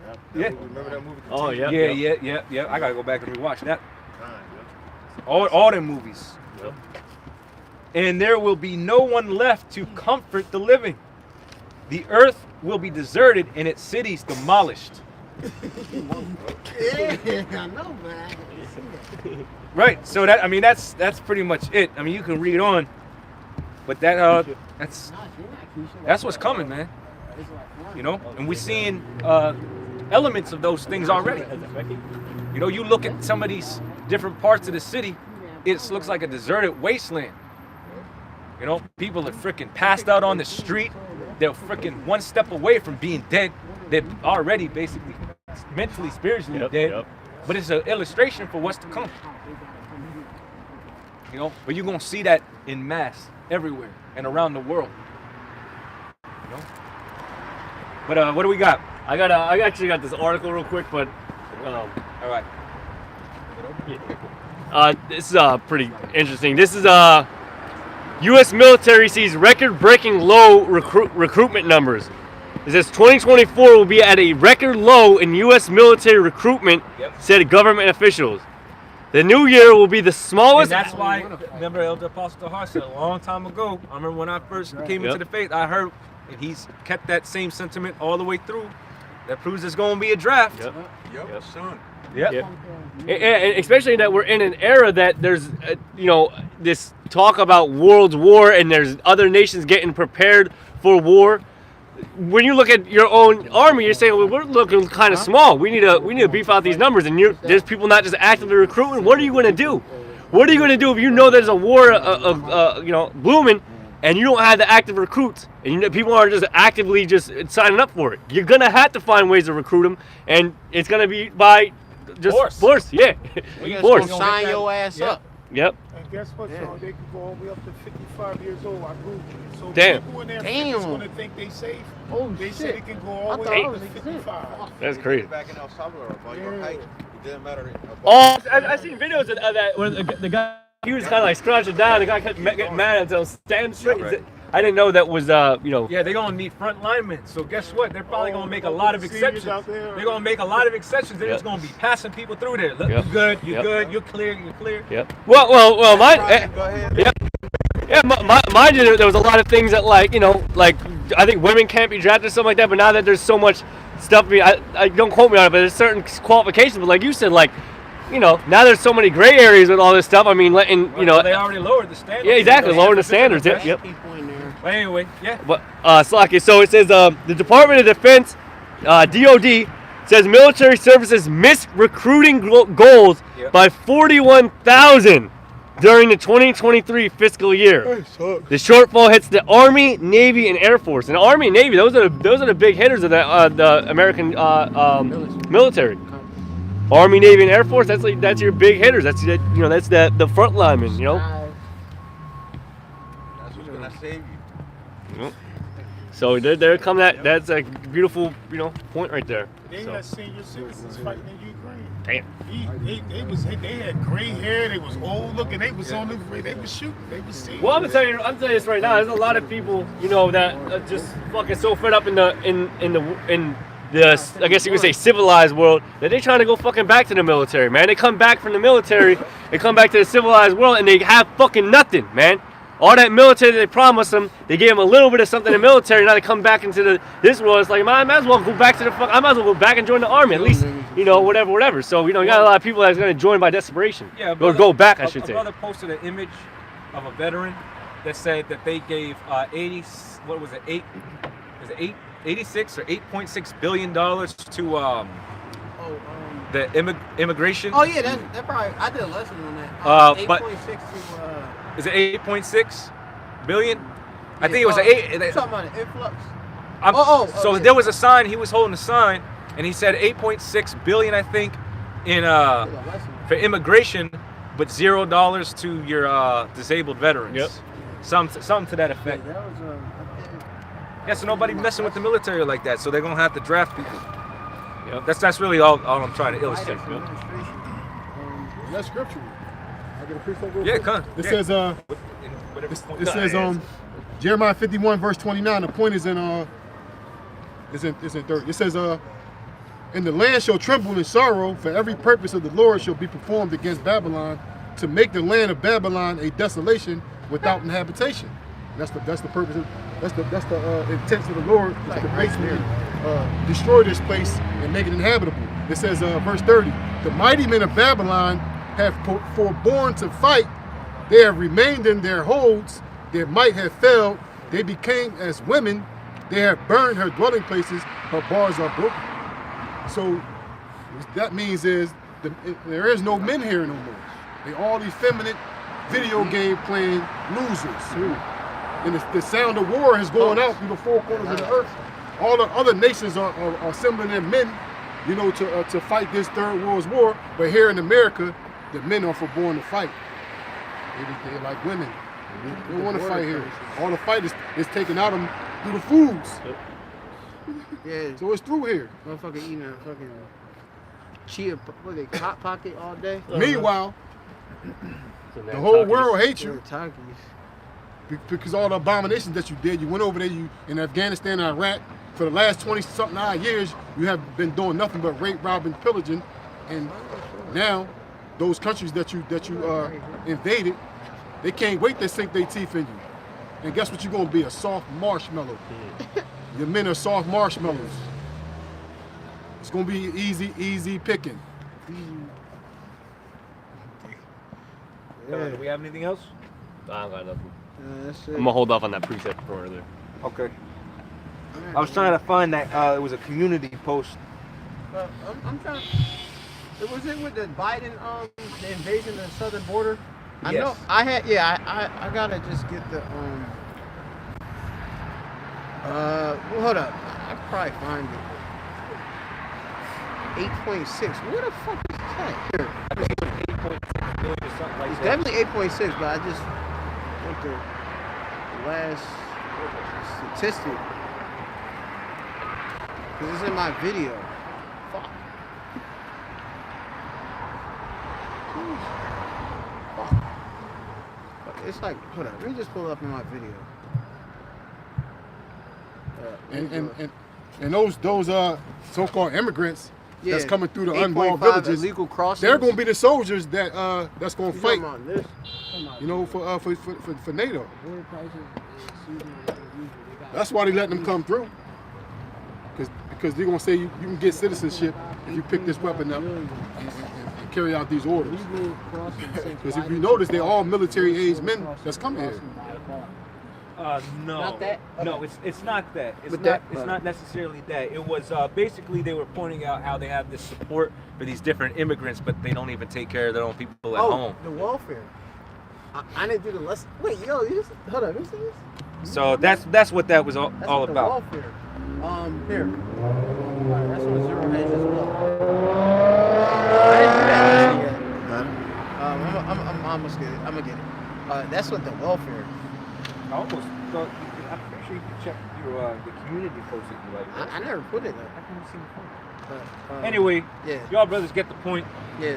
You know, I just wanted to fact check it and make sure that numbers were right, but nothing to that effect. You know, and they were just illustrating how that America basically don't take care of their own. You know, but that again, that's all by design. They want they want this place to be disabled. All right, they want this instability here. It's like all the aid they sent to Ukraine, but they only want to send the same aid. That's right. Yep. Your own American citizens. Yeah, and that's just they putting that pressure on people so that people lose it. You know, they want mass chaos. They want that. You know, it's no more than what do you call it? Controlled chaos. Go. For the reset. There you go. Yep. So they can bring in, you know, different forces, you know, lock people down, which that's coming, right? But hey, that's all I wanted to say. Does a brother have a preset? Yeah, I got one more. You got one more? All right. All this death, judgment, and destruction going on, man. But you got to remember that the Most High is merciful as well. In Lamentations 3:22, it says, "It is of the Lord's mercy that we are not consumed, because His compassions fail not." And when you go into the word compassions, it's like that tender love, like what a man has for his woman. You know what I'm saying? Scriptures also see that He had care for His elect. You know what I'm saying? So the Most High, you know, godly, righteous men, women, and children that fear and love Him. You know what I'm saying? Like, oh man, we have love for His women. Yeah, mercy upon us. Love women, be of them. Con. So with that, you know, we hope that the elect were edified. We want to give all honor, glory, and praise unto Yahweh B'Shem Yahushua B'Shem Of course, giving double honors unto our apostles and elders of Great Millstone. Shalom to all the hopeful elect. Baba Ball.